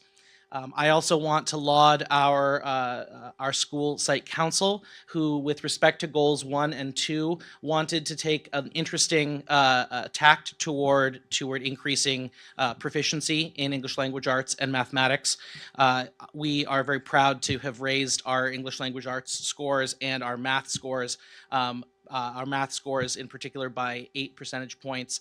And the idea that School Site Council came up with enthusiastic agreement from our school leadership team was that all students can show growth, taking that growth mindset that if we look at our students' meeting standard, exceeding standard, a 2 would be approaching standard, and then 1 below standard. We really would like all students in those 1s, 2s, and 3s, those performance bands, to grow a performance band. So one of the ways that our site council decided to frame the desired growth in English language arts and math is to take the number of students who weren't yet at those 3s and 4s in ELA and math, come up with 20%, and really target those students who would grow a band. So doesn't need to be the exact students, but it needs to be a number akin to those students. It comes out to about 21 students in 3rd, 4th, and 5th grade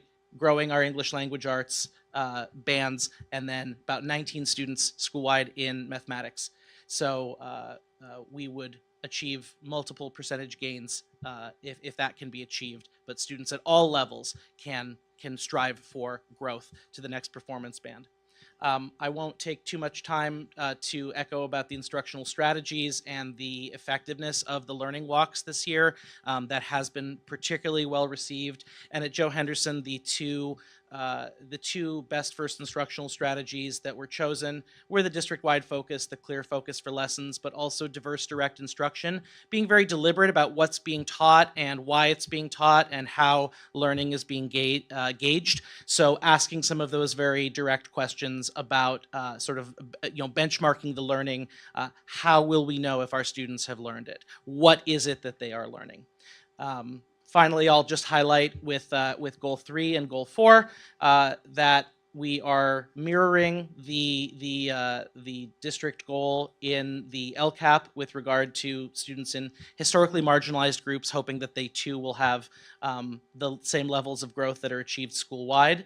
And in Goal 3, just a little bit of a shift from learning strategies for social emotional learning and connectedness to that translating into some of that suspension data, that absenteeism data. And I close by sharing that although our dashboard data shows that absenteeism is a growth category for us, in the month of April, we did have the best attendance in the school district, and we are clearly on our way.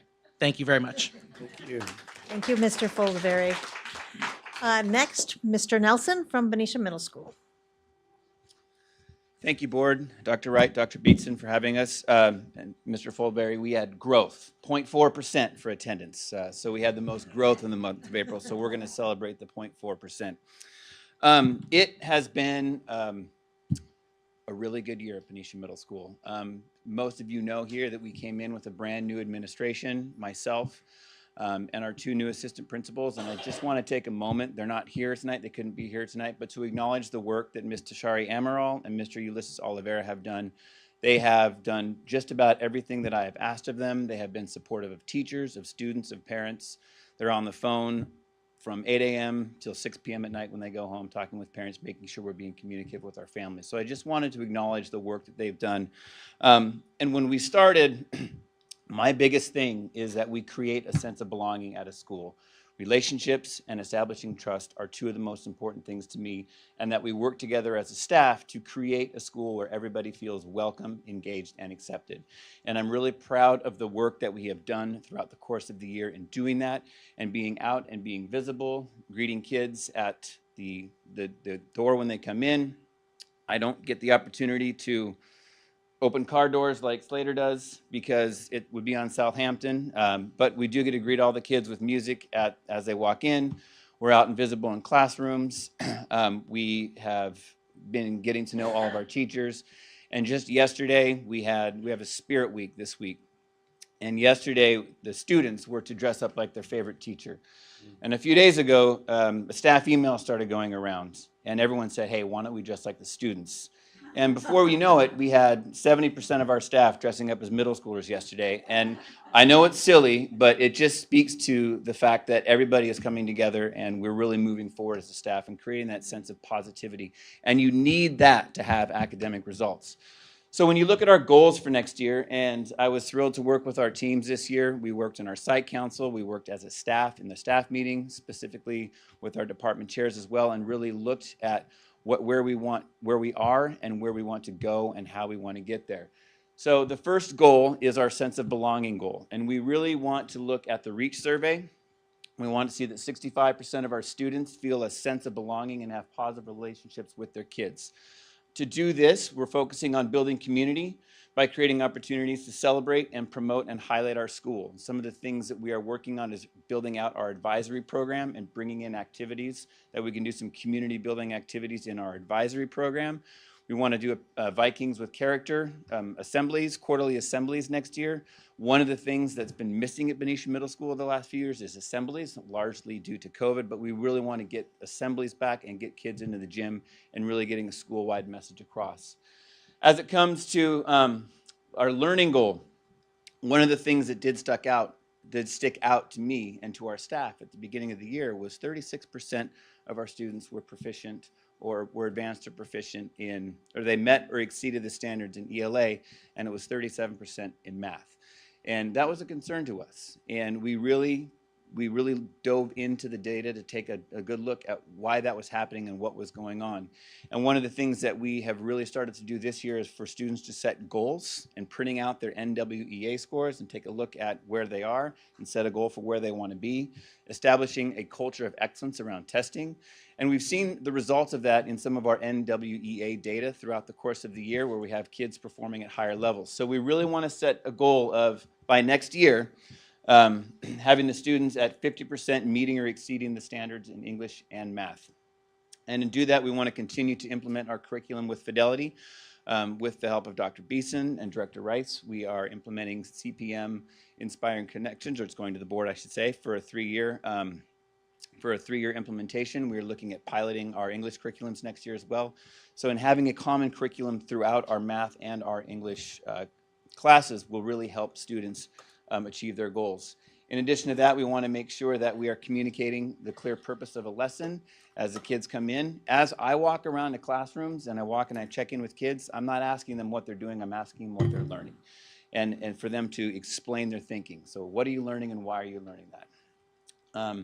And then with our third goal, equity and inclusion really comes around all of this. And we really want to look at our subgroups. So with students that are less than 40% of meeting or exceeding the standards, they will demonstrate an increase of 10% growth. And we want to do that by creating an inclusive environment. So one of the things that we've really started to do is we're looking into this idea of addressing derogatory language, but how we address that is through being an upstander. So instead of being bystanders, we really want to be upstanders. And so we're working with Katie Powell through the Association of Middle Level Educators, and she'll be working, we've worked with her for 3 years, 2 or 3 years now. And she's coming back with us, and we have the wheels in motion to really hone in on this idea of being an upstander, and we can feed those lessons into our advisory program. And so we're really looking forward to continue that work with Katie. And with that, so it's basically, it comes down to 3 things: our sense of belonging, our learning, and our equity. And so we're really looking forward to next year. And that's it. Thank you. Thank you. And next up, Miss Lewis for Liberty High School.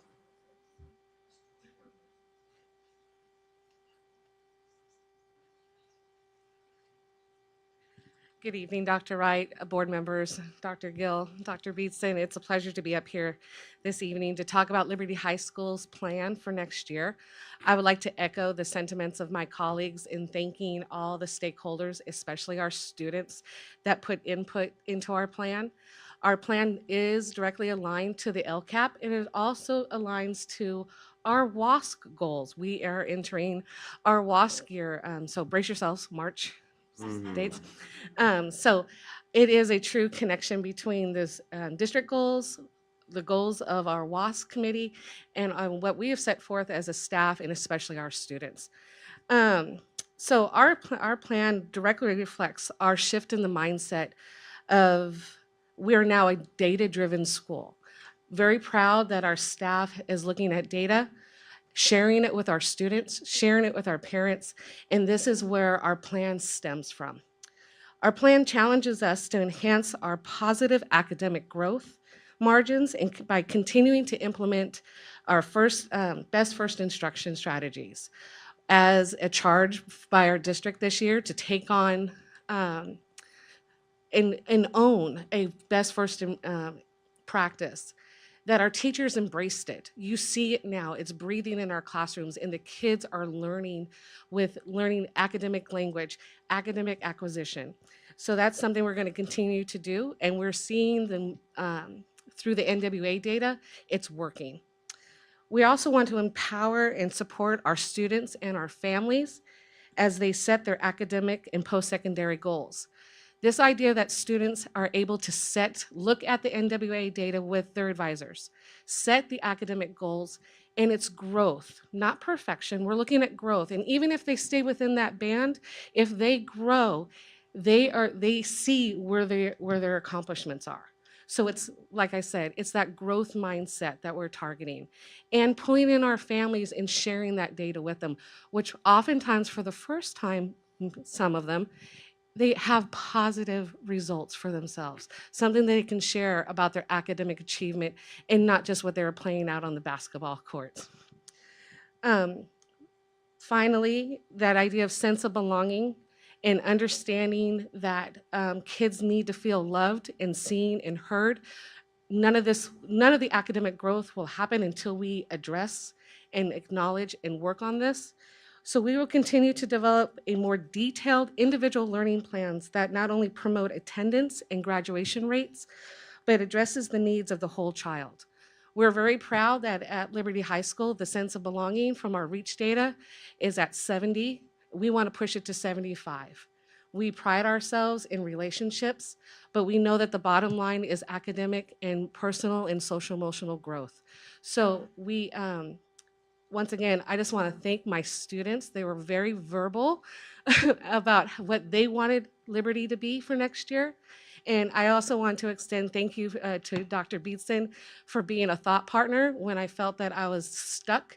The ability to reach out not only to my colleagues, but she provided opportunities for us to sit down and collaborate together. So thank you.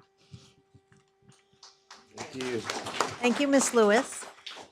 And wrapping up our school plan information is Ms. Brianna Kleinschmidt. Hello again. All right, well, it's a big task to summarize the work that our site council and our staff have accomplished over the last few months, but I hope to quickly highlight a few areas of our work for you. One highlight is that we've updated our school mission statement this year, and we retired our old expected student learning results. Those were actually meant to be temporary back in probably 2006. And in its place, our staff collaborated and created a new set of school-wide learning goals, also known as our graduate profile, and that's going to lead our work for the next few years. We're really excited about that. It provides a lot more clarity, and we are able to better measure results on those school-wide learning goals. Our site plan features our 3 goals, and those are more long-term goals rather than year to year, but we update our actions each year based on our data to make sure that we are making progress. And so we've updated those actions for targeted improvement. This comes from our critical growth areas as part of our school accreditation process. And just like my colleague said, we also have our WASC visit in March of 2025. So mark your calendars, because I'm sure we'll be reaching out to you for that process as well. Our site council and our staff participated in several rounds of data analysis and feedback to make sure that our goals continue to be relevant. One of our action items that touches on all of our goals is our implementation of restorative practices and our professional development that we started this year with Lindsay Fuller on being a with educator, which means that we have high support and high accountability for our students. So this includes using restorative practices and social emotional learning. But I'm really excited that this work will broaden next year to include a focus on strategies to best teach and support students in our inclusion model and our English language learners. This will include differentiation, universal design for learning, and student-led academic discussions. While this work is intended to support our students with disabilities and our English language learners, it's also just best practice for all of our students, and especially those who are needing some academic support or wanting more academic challenge. We're going to continue our trajectory of increasing our number of students that are earning college credits while in high school through concurrent enrollment and through articulation. We're very proud to be the high school that has the most students earning college credits at DVC out of all of the local high schools. That's pretty exciting, along with lots of partnership with Solano Community College. And we really thank our teachers who do that extra work to turn our high school courses into college courses through articulation, starting at the 9th grade. We took a big step this year with making our benchmarks in math and reading more meaningful for our staff and our students. Like you heard from middle school and from Liberty, we are printing out those student score reports and giving those directly to the students. Our English teachers actually led as a lesson, teaching students how to read those. It's part of informational learning and literacy, so that they could then take those home and present them to their parents and share that information. And then our teachers are using those within English and math, but across all departments. We had teacher-led training recently at a staff meeting to better utilize that information, and then cutting across to look at, are there certain concepts or skills that we see we might need to change our instruction or remediate more in the classroom. So a student-centered focus, but then also looking at it as an instructional focus as well. We're on track to significantly decrease our suspensions this year. We've put a lot of attention and work on that, looking at our current data. And then we're going to do, I haven't told my assistant principals this yet, but we're going to be doing a book study with our admin team to continue that work with a book that's been recommended by Zaretta Hammond on hacking school discipline together and using restorative practices so that it's happening in the classroom, but across campus as well. So with our WASC accreditation self-study process going on, we recently had our first parent forum and our first student forum to get feedback on the 5 required criteria for that report. It starts with organization from our school board level to our district and site administration, our curriculum, instruction, assessment and accountability, and school culture. So you can see how those all tie through with our goals. We'll be completing that report in December and then getting ready for our visit, like I mentioned earlier. Thank you very much for your time tonight and for all that you do to support our students and our schools. Thank you, and I'd like to just, that's the end of our presentations, but I would like to just thank again our site leaders. A lot of work and thought has gone into this. They take this very seriously. It's not just a document that sits on the shelf, but it is the document that drives the work. And I hope that you were able to hear the through line through all of them. So at this time, I'll ask if there are any questions that anyone has. Ms. Ada. I want to thank all the principals here for sharing the information that they did tonight, because I really enjoy hearing what you have to say about your individual sites. And with that being said, my question is, we come here, you know, every year this time, we go through this session where we look at these goals and action things, that consideration and approval of the student achievement. You know, we would look at it all together. But you know, in the almost 6 years that I've been here, I don't see, when I'm looking at numbers, I don't see a lot of the needle moving. And I'm concerned that we're not getting as many gains as we should be in all the, you know, all the classrooms that, or the classes, not classrooms. So what is the district going to do? I heard individual principals speak on it, but what is the district going to do to address this? Absolutely. Thank you for bringing that up. And just to address, we've noticed, and every time we present our CASP data we're talking about, we're flat. We have sort of plateaued. Part of that, you know, was over COVID. And so one of the good things is we didn't do a huge dive after COVID, but we still haven't gained more momentum. And we have, over the last few years, had a huge focus, and you heard it here, needed, and it will continue, but the primary focus coming back from COVID was on SEL. And so we need to continue that. And we're also shifting next year, and you heard that through all of these presentations on now, let's get back to much more academic focus as well. So we are doing a lot of things. You have already approved a new ELA curriculum at the elementary school, and that was a very needed shift from our program that we've had, gosh, for many, many years.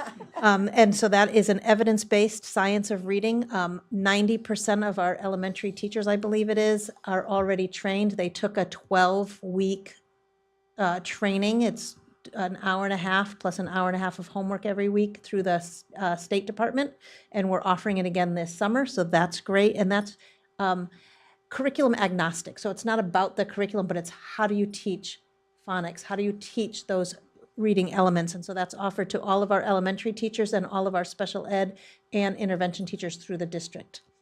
So there's lots more training that will come with that. We're also, we will be bringing you next year, you heard Mr. Nelson talk about the middle school will be doing a pilot for new curriculum as well. So at some point next year, we will be bringing that to you. Math as well at the middle school is piloting an updated version of their curriculum now, seeing some great results, additional training, and so we will be bringing that to you. We added a 20% math coach at the middle school that started this year, will continue again next year, and that is a position to really help with that ongoing training, model lessons, have people come and observe. So we also added in the LCAP this year with one-time dollars, a new teacher support coach to help not only with curriculum, but also just newer teachers to our district, any new teacher to our district to get some support in how does the district function, if you're a brand new teacher, classroom management, all of those things, to have someone there to really help those teachers. We're going to continue our site walks next year, and they beat me to the punch on most of the things I wanted to talk about as what we were going to be doing. We do site walks with all of our administrators every week at each of the different sites. And then next year, I'm going to task them with trying it at their own sites with their own teachers in the fall. And what we hope to grow to is in the spring that we can have teachers on cross campuses site walks as well, so that we can really learn from each other and find those places of celebration and kind of pollinate that work. We have an expectation that our site leaders are in classrooms every week because we have to be able to see that learning happening. And you heard Mr. Nelson and others talk about asking students, what are you learning? And so really making sure that we have that high accountability and that high focus there. Really using data. So we started strong, and there were times where we had intentions of doing more, but we need to do more with data with our site leaders so that they can continue to do that work with their teachers, and then their teachers, and you're hearing it here, plans to do that with students, because otherwise students sometimes take these assessments and they don't know why. They never see the end result. So really saying this matters. This helps us know where we need to help you better. Really then working with parents. And so one of the things we did at the very end of this year, and we will continue to do next year, is send those parent reports home on the NWEA. And I just want to remind everyone how highly correlated it is with CASP. And then Lisa Golson had made a video on what it means and how to read those reports. And so we got some good feedback on that. So we'll continue to do that work as well. Thank you. Thank you so much. Thank you, principals. Thank you to all our teachers, staff. I mean, you all are wonderful. Because this is a continual cycle that we're in, and I just would like to see additional, I have a question. Absolutely. So the overarching goal of this presentation said, all students in Benicia Unified School District will demonstrate mastery on and be supported in grade level standards in all content areas so that there is a comparable performance for all student groups, and achievement and performance gaps are virtually non-existent, which I think is a really great lofty goal. But given the financial, given our financial situation in our district, how are we going to achieve that? That is a great question, and so that's why we're really focusing now. So that's one of our LCAP goals. That's the way our two LCAP academic goals are framed. We're focusing now on getting high-quality, evidence-based curriculum and training, because we know into the future we're going to have some limited funds. And so we need to do what we can now and really work with our teachers and our staff to support them in implementing this type of curriculum and using our data. We're going to really look at what services. I think we have to continue to look at what other services, especially the ones that are paid with one-time dollars. We had that conversation a little while ago. And what are the ones that are really making an impact so that we can shift monies if needed. But it is going to be a concern because as we go out a couple of more years, the funding for these for curriculum, and we talked last time when Ms. Rice brought the curriculum, how much it costs, right? Hundreds of thousands of dollars. We haven't done a big curriculum purchase at the elementary level, which is all grades, in many, many years. It costs hundreds of thousands of dollars. And when we get our lottery money, which is what you use for curriculum, we get about $350,000 a year.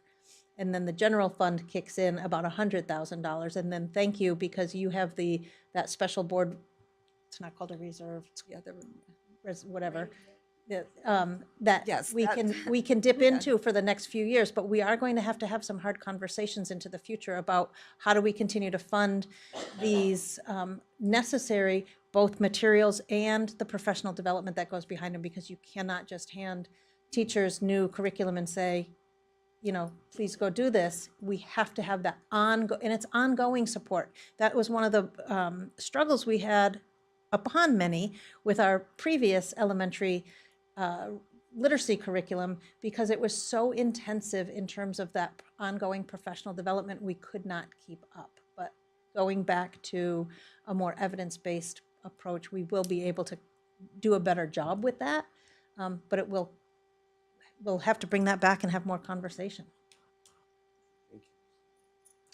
Thank you. Dr. Beatson, I had a question about the NWEA. I noticed just anecdotally that this was probably the first year where I knew my kids were really tuned in and said, I have the NWEA, I need to go to sleep, or I need to do this. And I think Mrs. Golson's video that she sent out, that you all sent out, I got tremendous feedback from parents that said, oh, that's what that report means. And I was finally able to read the report, and then I reviewed it with my kids. And I'm going to be curious to see, because I just think that that's going to be very helpful. And I'd encourage the district to continue getting that message out there.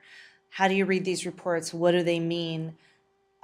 Because I think that's such a valuable tool. And I'm hoping maybe we'll see some, knock on wood here, but Absolutely. And just when we started the NWEA, now I'm going to lose track of how many, it's only been the last few years that we've been doing it. So the first year was kind of coming back from COVID, and we're just testing out, how do we even do this? And then last year was really getting teachers comfortable with, how do I do this? It takes a couple of times to get people comfortable with it, get kids comfortable with it. And so this is the first year we were feeling like we really have some information that we can publicly share, because it was past some of that, like, let's just figure out how to implement this and read it and understand what it means. Because when you get something like that, what people don't see, the behind the scenes, is Miss Golson had to learn the whole test. What does it all mean? She had to do her own learning on what all of that means so that we could turn around and teach people. And so that's one of the values of that position, quite frankly, is having somebody that can figure out all of, how do you do all of this?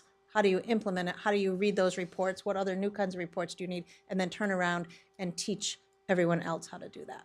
Yeah, and I like the test because it's not just a one-time snapshot. It's 3 times a year. So you just get better feedback. Are the kids learning what they need to be learning? Are we hitting those benchmarks earlier when you can make a difference? You can make a change. So, yeah. And then my other question had to do with some of the goals, because I know we're going to go into strategic planning. So to the extent, I don't know how drastically our goals are really going to change, but to the extent they change, I know we're going to be doing the new district LCAP in a month or so. To the extent any of our goals change, will they feed into the new LCAP?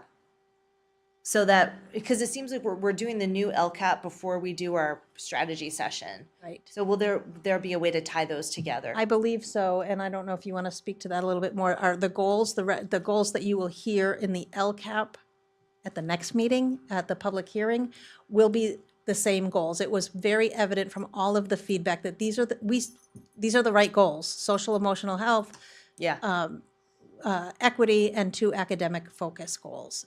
So those didn't change. The overall goals did not change. The actions did. But I don't know, Dr. Wright, if you want to talk about the connection to how that works with strategic planning. Yeah, and I think when we go through our strategic planning process, well, there's a chance we might be able to get it done before we approve this final LCAP. It's a possibility. It'd be a tight timeline. But I mean, the goal is our existing LCAP should feed into our strategic plan. And like you said, I don't know that our goals are going to change a whole lot, because if you look at our 4 LCAP goals, we really cover social emotional learning. We got equity in there, and we cover the academics. So I don't know there's going to be a whole lot of shifting there. Right. I'm pretty confident that when we go through the strategic planning process, it's still going to align pretty nicely. Perfect. Great. Thank you. So any other questions? God, we bombarded you, sorry. That's quite all right. Okay, so I'd like to see if I can get a motion for consideration and approval of the school plans for student achievement. I'll move to approve the school plan for student achievement. May I get a second? I'll second. Thank you. Roll call vote, please. President Zeta. Yes. Trustee Grubbs. Yes. Trustee Moss. Yes. Trustee Maselli. Yes. And Trustee Hirsch. Yes. And with that, we've come to the end of our meeting. Our next meeting is going to be on May 30th. I want to wish all the students and teachers and staff all the best luck as they're moving into finals and testing. So thank you so much for all you do. Thank you, those at home, and good night.